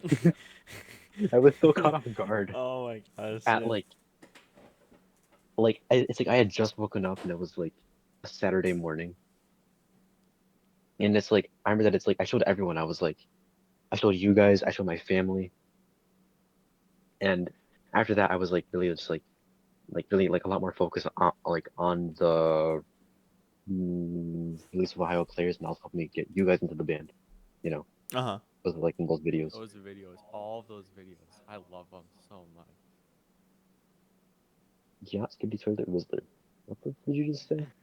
Fortnite. Yeah, they're classics in the making. Anyway, top three is taking a long time to get to because there's so many. But uh, the top three. Now these are like top tier albums. Like these are like among like my favorite albums. Hmm. Like just like overall, you know, like Actually, I have one question real quick. kind of like of all time. Hmm. Does is Dan Yeah, Auerbach the main singer in Arcs, or how does it? What's his yeah, he is. position? Yeah, he is. Okay. Yeah, he's like the front man kind of. Yeah. Um, the top three. Uh, third place is Brothers. This one has some really, really high highs. Like Tight Enough is like my favorite Black Keys song, which like sounds unoriginal, but like it kind of is like their best. It just blends so much of like what they've done and will do, and like just are together. And like that outro, it's just like it's just so unique. It's just like I don't even know like how they did it. Like I guess Danger Mouse, but still, it's like just that like choppiness Yeah. of like It's insane. all the guitar at the end So is crazy, satisfying. and also the lyrics are really good for sure. But then even then, like there's some really underrated ones like The Only One. It's like it sounds like such a cute song and like in the instrumental, but it's like the lyrics make it sad of like him almost like begging to like not fall in love again because he knows that it's like it was like like keep hurting him, but it's like in the end, he has no control over it. Really, really good song. It's my fourth favorite by them. Um, the and like Next Girl, before like I liked it quite a bit, you know, like it's like I thought it was really good. But then the more I listened to it, like I kept finding like almost like little like Easter eggs in the thing, like all these little like details. Like when he says my ex girl has such a beautiful face, and then you hear the like light la la la of like the female vocals in the background, and then it's like in the intro where it's like he turns on the radio and it's like he sings along with the radio, and then it's like that song starts with him saying da da da, and then it's with the drums coming in. There's just so much to unpack in that one song, Mm-hmm. but but it's like they put a lot of heart into this album. It's their longest. It's like an hour long, even like not including the bonus tracks. Um, but yeah, it's kind of like their breakthrough with like "Howlin' for You," which is also a pretty good song. But what else?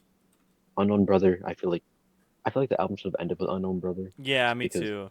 I do not because I do not like um I do not like uh the cover that they did for Never Gonna Give You Up. Me neither. Like I get that it is a cover, so maybe it's I should be like uh a bit softer in my feelings about it. But it's like just it's just like it feels almost like a new album is started when that song comes on. Like it's like it feels like Unknown Brother is the end, and then that song it's just like it sounds so different with like the horns and stuff, and also like his singing sounds like almost like more like high pitched or like I don't know I don't know how to describe it, but it sounds like different. And also they don't really have any uh they don't really have any control over this, but like the lyrics also are just kind of like I just don't like the lyrics with like Yeah, oh me too. yeah you treat me bad, but I made up my mind I'm gonna stay no matter no matter what. Yeah, Which I is kind didn't. of Yeah, not a fan of it. me neither. And then these days, these days, I don't like it that much. I love it so much. I don't remember And these It's like a days. perfect song. It's the perfect lyrics. It's not as good as the length, but it's up there. I really like, I really like the chorus where it's like it sounds almost like he's crying out like these bloodshot Yeah. can't see so good, And but I what's just worse think than this, these the these blood red eyes don't see so good. I think that's one of the best out of the Black Keys lyrics I've ever heard. That's probably some like probably like one of the best Black Keys lyrics I've heard. it is a really good lyric, but like just like I feel like overall like ignoring the chorus, like the song is just too slow. It just sounds like it's like everything's grinded to a halt, and it's just like I almost like can't stand it. It's just really really slow. Yeah, I don't know. That's what I like about it. He's contemplating. He's contemplating why he's sad, and he gets like he has like a freak out, and then it goes back to him like contemplating like about like everything again, and then he has like another freak out, and then it's like it's something, man. Yeah, I don't remember it at all. I'll need to re-listen. Also like the house on LA Drive, like I like when he mentions that. But yeah, I just feel like it's too slow for me, but I do really really like the chorus. So yeah. and it's like I just feel like it's like I don't know where else it would go on the album, but it's like I just also don't like it that much as the closer, especially when it's like Unknown Brother is right there, which is like really um like just like a really like sweet song like about his now ex-wife's uh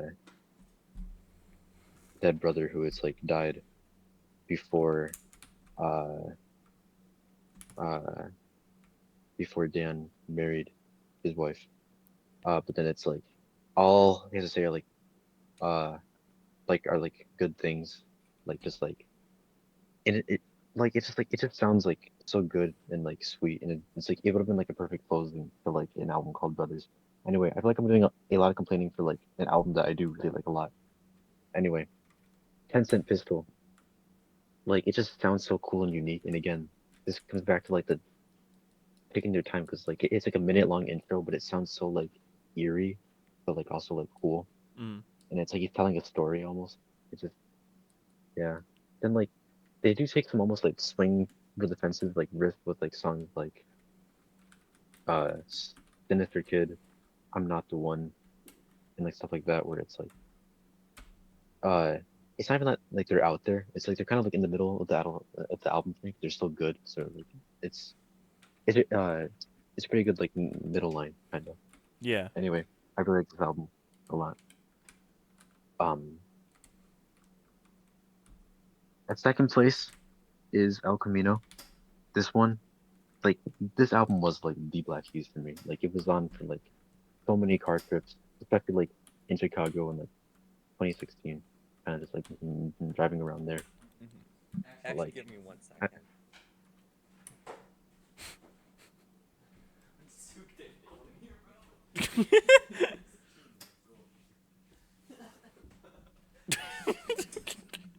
It's so funny in the background. I can see him like running.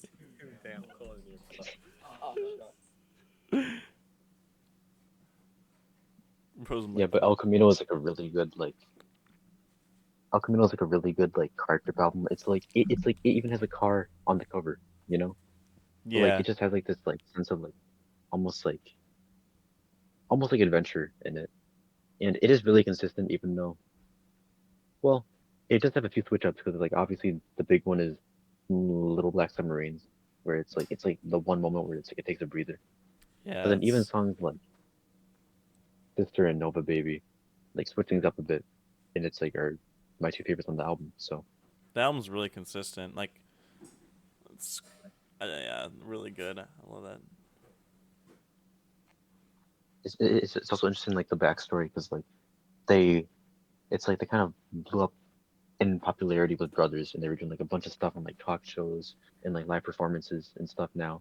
And then it's like in the snow, they were like, we gotta stop. So they like canceled their tour, went back home, and then they made El Camino.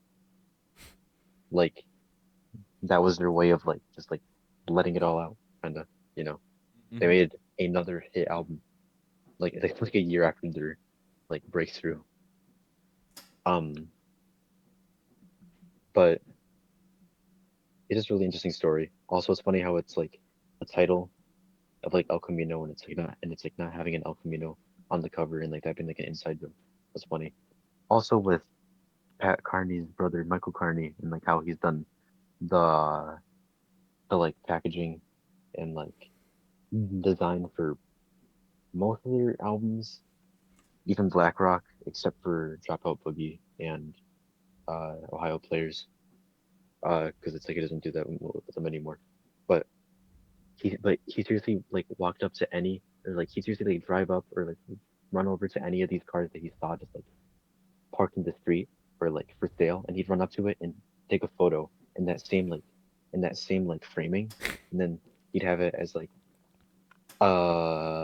candidate for the album cover. It's really funny. Yeah, I think like the 10th anniversary uh vinyl for that album. It comes with like an entire like photo book of like all of the photos of the different cars he took a photo of. Yeah, I always thought that was cool with that. didn't they also get an ad? It was Bob Odenkirk. They got him for like a Yeah, Saul Goodman. He had an ad for like the El Camino. Like it plays like a car ad, but it's an ad for the album. And there's even like a phone number you can call. But Nate tried calling it and no response yet. yeah, no response, man. And it's like I tried looking at the website it's like is in the link for the YouTube video, but I clicked on the link and it said your phone now has a virus. Oh, it's gone. Click here to like keep that virus blocker that just saved you. And I was like, I'm scared. And so I fled home. Either way, yeah, quite nostalgic album. You know, it's like it takes me back to like that like 2015, 2016 summer. Um, but what's even more nostalgic, and I had no idea. You know what? I'll get into that in a second. Number one is Attack and Release.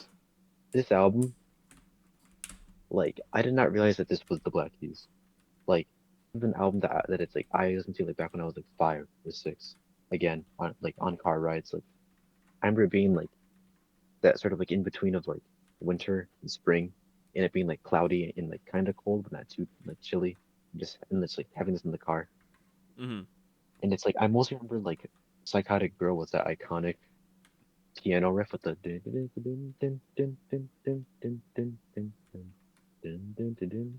that like that was stuck in my head for years, and I never knew who made it. And it's like I didn't know how to look that up. Like, how do you look up piano song?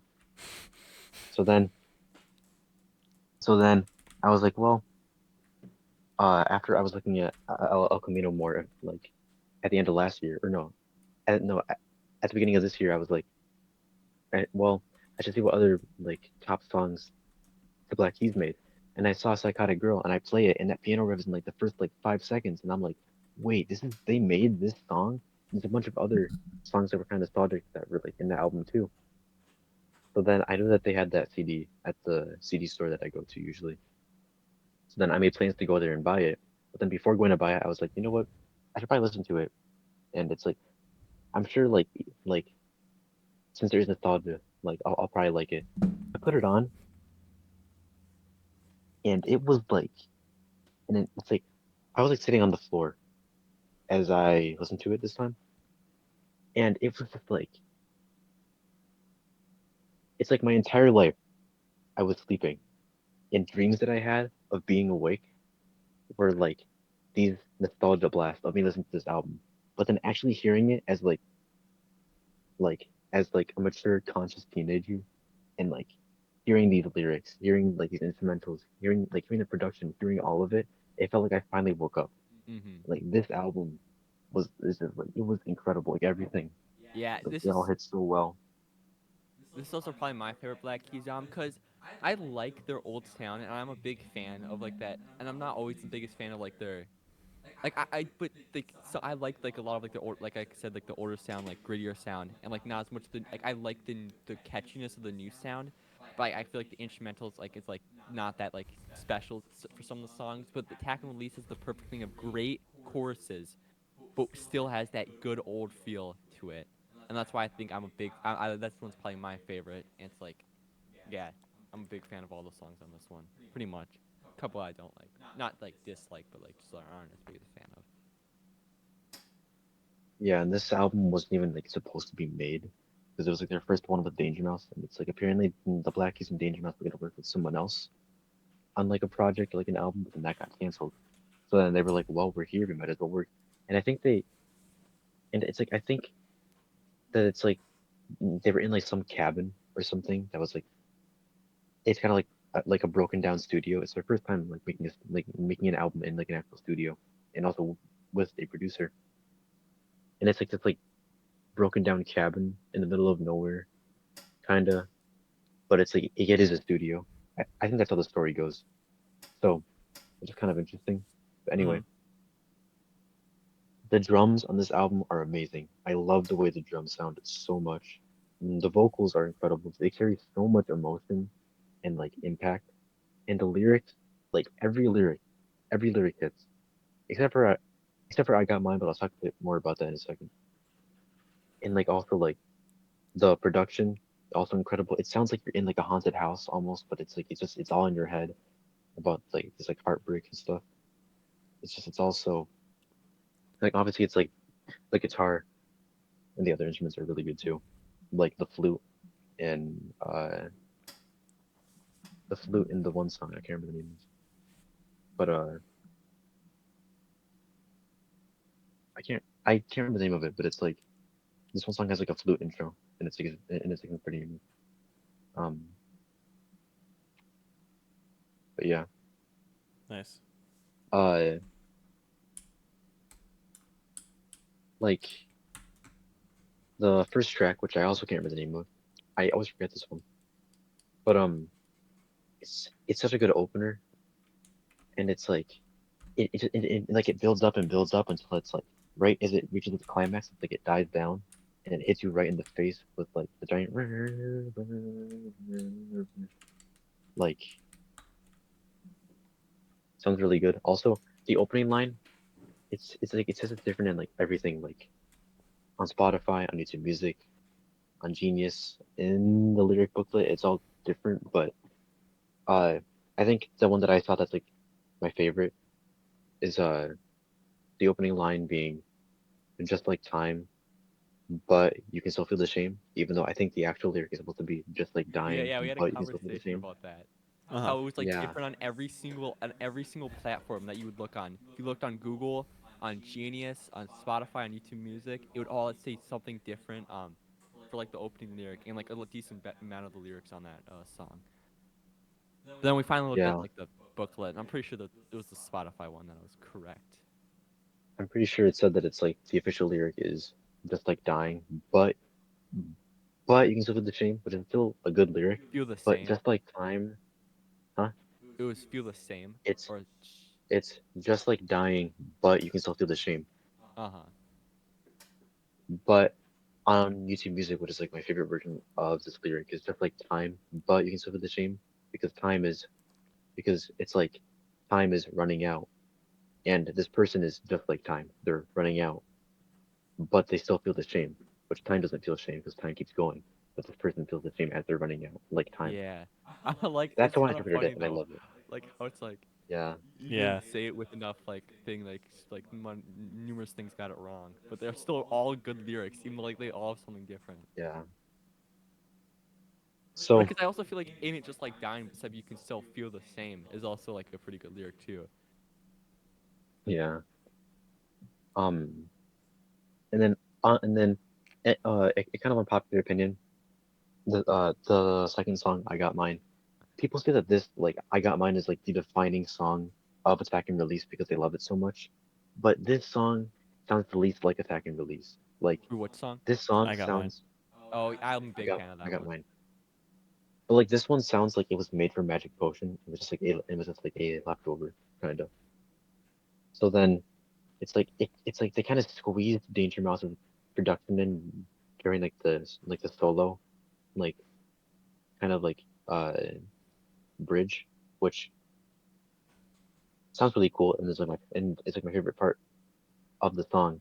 But overall, it is just like I mean like it's still good in my opinion. I do still like it, but it is pretty overrated. I feel like, especially in this album.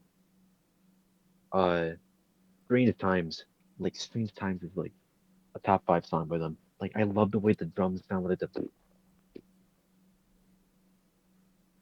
it's just so like it has so much energy in it. And like it's like the most energetic song in this album. Well, actually, no, I guess I got mine, but it's like even like back to back, like just and then also the fact that it's like this song was possibly about his daughter, who I don't think was born yet, but was gonna be born that year later.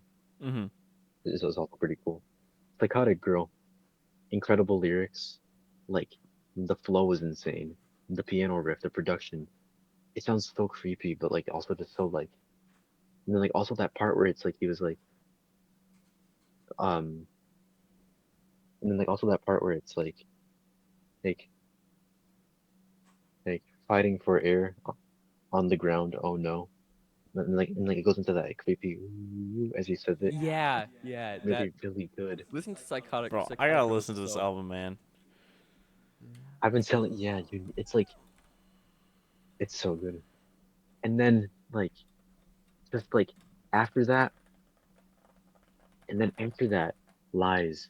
It's like it just brings things like down even slower. And like just like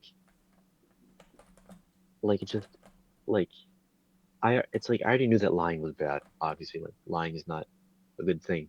But this song just like it just like exemplifies why lying is just like it's like freaking horrible thing.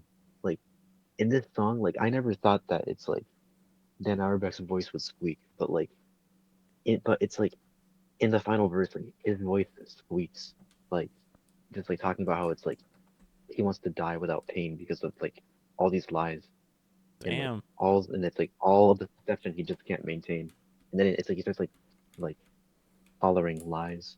It's just it's so like it's such a good song too.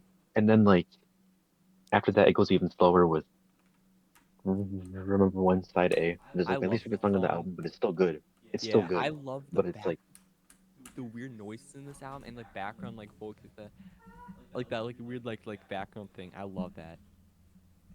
it's kind of similar to these days where it's just like it's kind of too slow, but it works better because it's like it just sounds so like it sounds almost like you're out of it, like just waking up, but you're like not really wanting to, you know.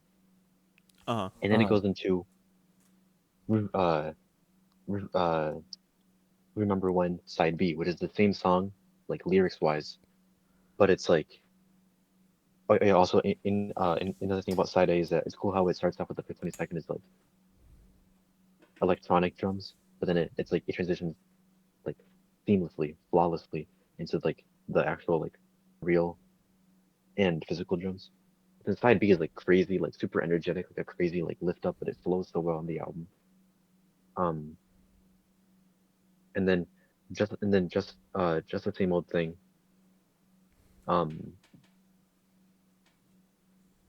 same old thing is the song with the flute intro, which is pretty unique overall. That kind of saves the song from being like lower down, but uh, so he won't break, I really was a big underrated, fan. really This is really one good. I'm not the biggest fan of. I mean, I do also So man. he won't break. Wait, which one? So he Same won't old thing break. or no, like this one's been going down, but it's not even that it's going down. It's the other songs are going up. But like this song's amazing. Like Oh wait, no. I think it was it's the just same one like thing that I wasn't the biggest fan yeah, of. yeah, yeah, I remember this thing yeah. having like a I cool was gonna say background thing, like the boom, like a cool riff. yeah. It was like this is like a very cool like background for sure. And like this song does sound like it has like a background, like not even like an instrumental. Like it just has like an environment. Uh huh. Um, Oceans and Streams, really good. Yeah. Another reason, like this song with like the high pitch in the background too, with the ocean streams. I love songs with like you could hear a high pitched voice in the background, or like at like partially after. I love when songs do that and like that has it and like it's really good. I also like the lyrics, but yeah, you can talk more about it. Also cool how it's like they kind of called back to this song in Let's Rock with Walk Across the Water with like the with rivers run into the ocean, like that line. It kind of pays homage, which is pretty cool. Um, and then the final song, things ain't like they used to be. It's like it just sounds so heartbreaking, and like the way he was like, and it's like the way he's like, it seems just like the perfect day till till she opened up to say things ain't like they used to be. And then also like how they got like a guest vocalist, and it's like her voice goes like perfectly with like his, and like it just sounds so like it's like it goes beyond heartbroken. Like it's just like this entire like album is incredible. It's the Like perfect song when things ain't like they used to be. It's like having that. Yeah, it's so. yeah. Anyway, that was a lot to talk about, but just I guess the Black Keys have been around for in my life a lot longer than I thought they were. But I've listened to most of these this year, so it's been a quite the journey. But Just wait for yeah, a Weezer ranking. Nah, I don't know how many Weezer albums there are. maybe that'll be at the end of the year. Yeah. Well, actually no, cause You know how many actually there no, are? cause Wait, I can. I'm gonna. Isn't there like 15? I'm counting the each EP too, because they're like pretty long. Or 20 minutes. Some of them are Well, longer than other ones. yeah, including the EPs and also uh Death to False Metal, it's like 20 or something like Okay. that. Yeah, we'll count. We'll count the. Yeah, well, I'll do this later. But I don't want to be Yeah, yapping on this while counting Weezers. I'm gonna save the seasons EPs for next year though.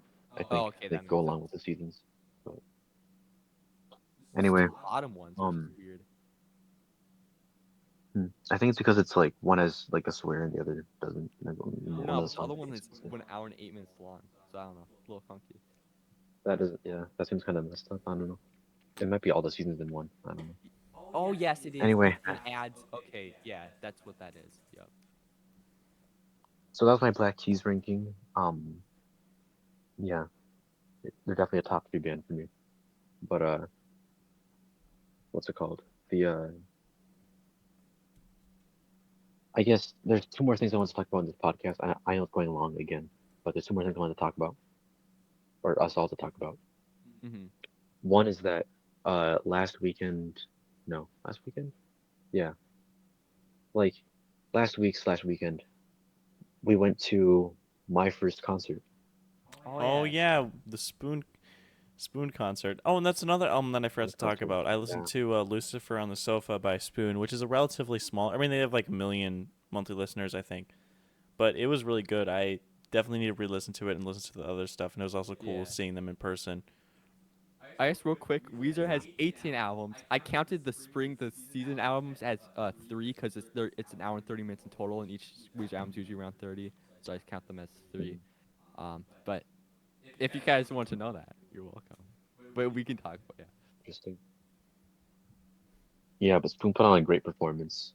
Um, yeah, it was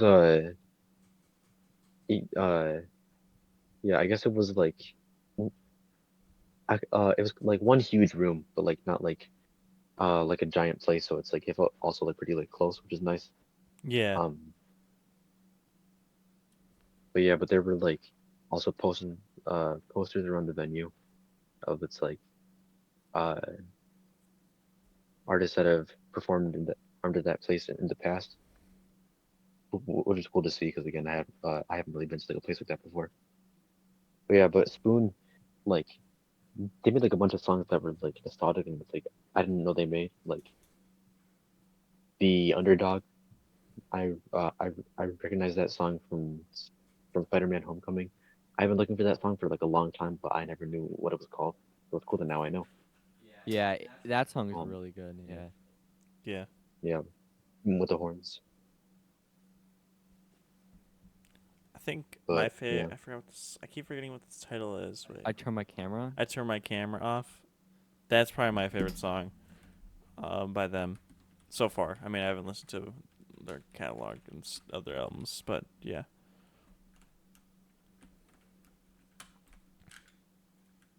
Yeah, I gotta listen to one of. Yeah, I'll listen to Ga Ga Ga Ga Ga Ga Ga. I am Yeah, interested yeah, in yeah. that one a bit because Mm-hmm. the underdog song. Um, I listened to the album with the hand on it, because that one has some nostalgic songs like "Don't You Ever" and like a few other songs I think too, and also their best hits album, "Everything Hits at Once." I heard that one too. Uh huh. But yeah, overall, a fun night. Definitely. Um, Great first concert experience. The last thing I wanted to talk about was what's it called? I guess we have an interesting new project, or not project. It's like a video coming soon, which will Oh yeah. it's kind of which it's a very cool experience. Uh, a very it's like it's like I feel like after the 1 hour mark in these podcasts, my brain just like turns off a little bit. Yeah, same. But yeah, it'll be a very collaborative experience. Sounds like we're collabing with someone, maybe. Maybe. No, I don't want to say anything though. I don't want to say anything though. Yep. Stay tuned. Stay tuned. Stay tuned, coming soon Yep. before GTA 6. Before Before GTA 6. GTA 6. We Before really got before Honcho Spider-Man doing Beyond the something. Spider-Verse. We got Honcho doing a thing. I don't think you guys would know We're what it doing is something yet. before GTA 6. We're doing something before GTA 6, which is cool. But yeah, be ready. It'll come out soon, and then we have a whole bunch of other albums that will be coming out soon. Get ready for your Uh, socks to get knocked off. I don't know if you guys have anything else you want to talk Something's about. coming, 2024. But yeah, I don't know if you guys have anything else to talk about. But We'll see it. yeah, well, if you have any questions that you want us to talk about, any topics that you want us to talk Yep. about, please leave them down in the comments. Anything you'd like to see. But yeah, we'll be coming out with more reviews and then that collaborative thing coming out soon. But we I will. mean, Yeah. probably isn't collaborative. Who knows? It could be anything. Okay. Anyways, have a good one, guys. If you're watching this in the day, have a great rest of your day. If you're watching this at night, have a good night. If if you're watching this at night, have a good rest of your day. If you're watching this at day, have a good rest of your night. Um, Yep. yeah, Bye, guys. Bye. bye.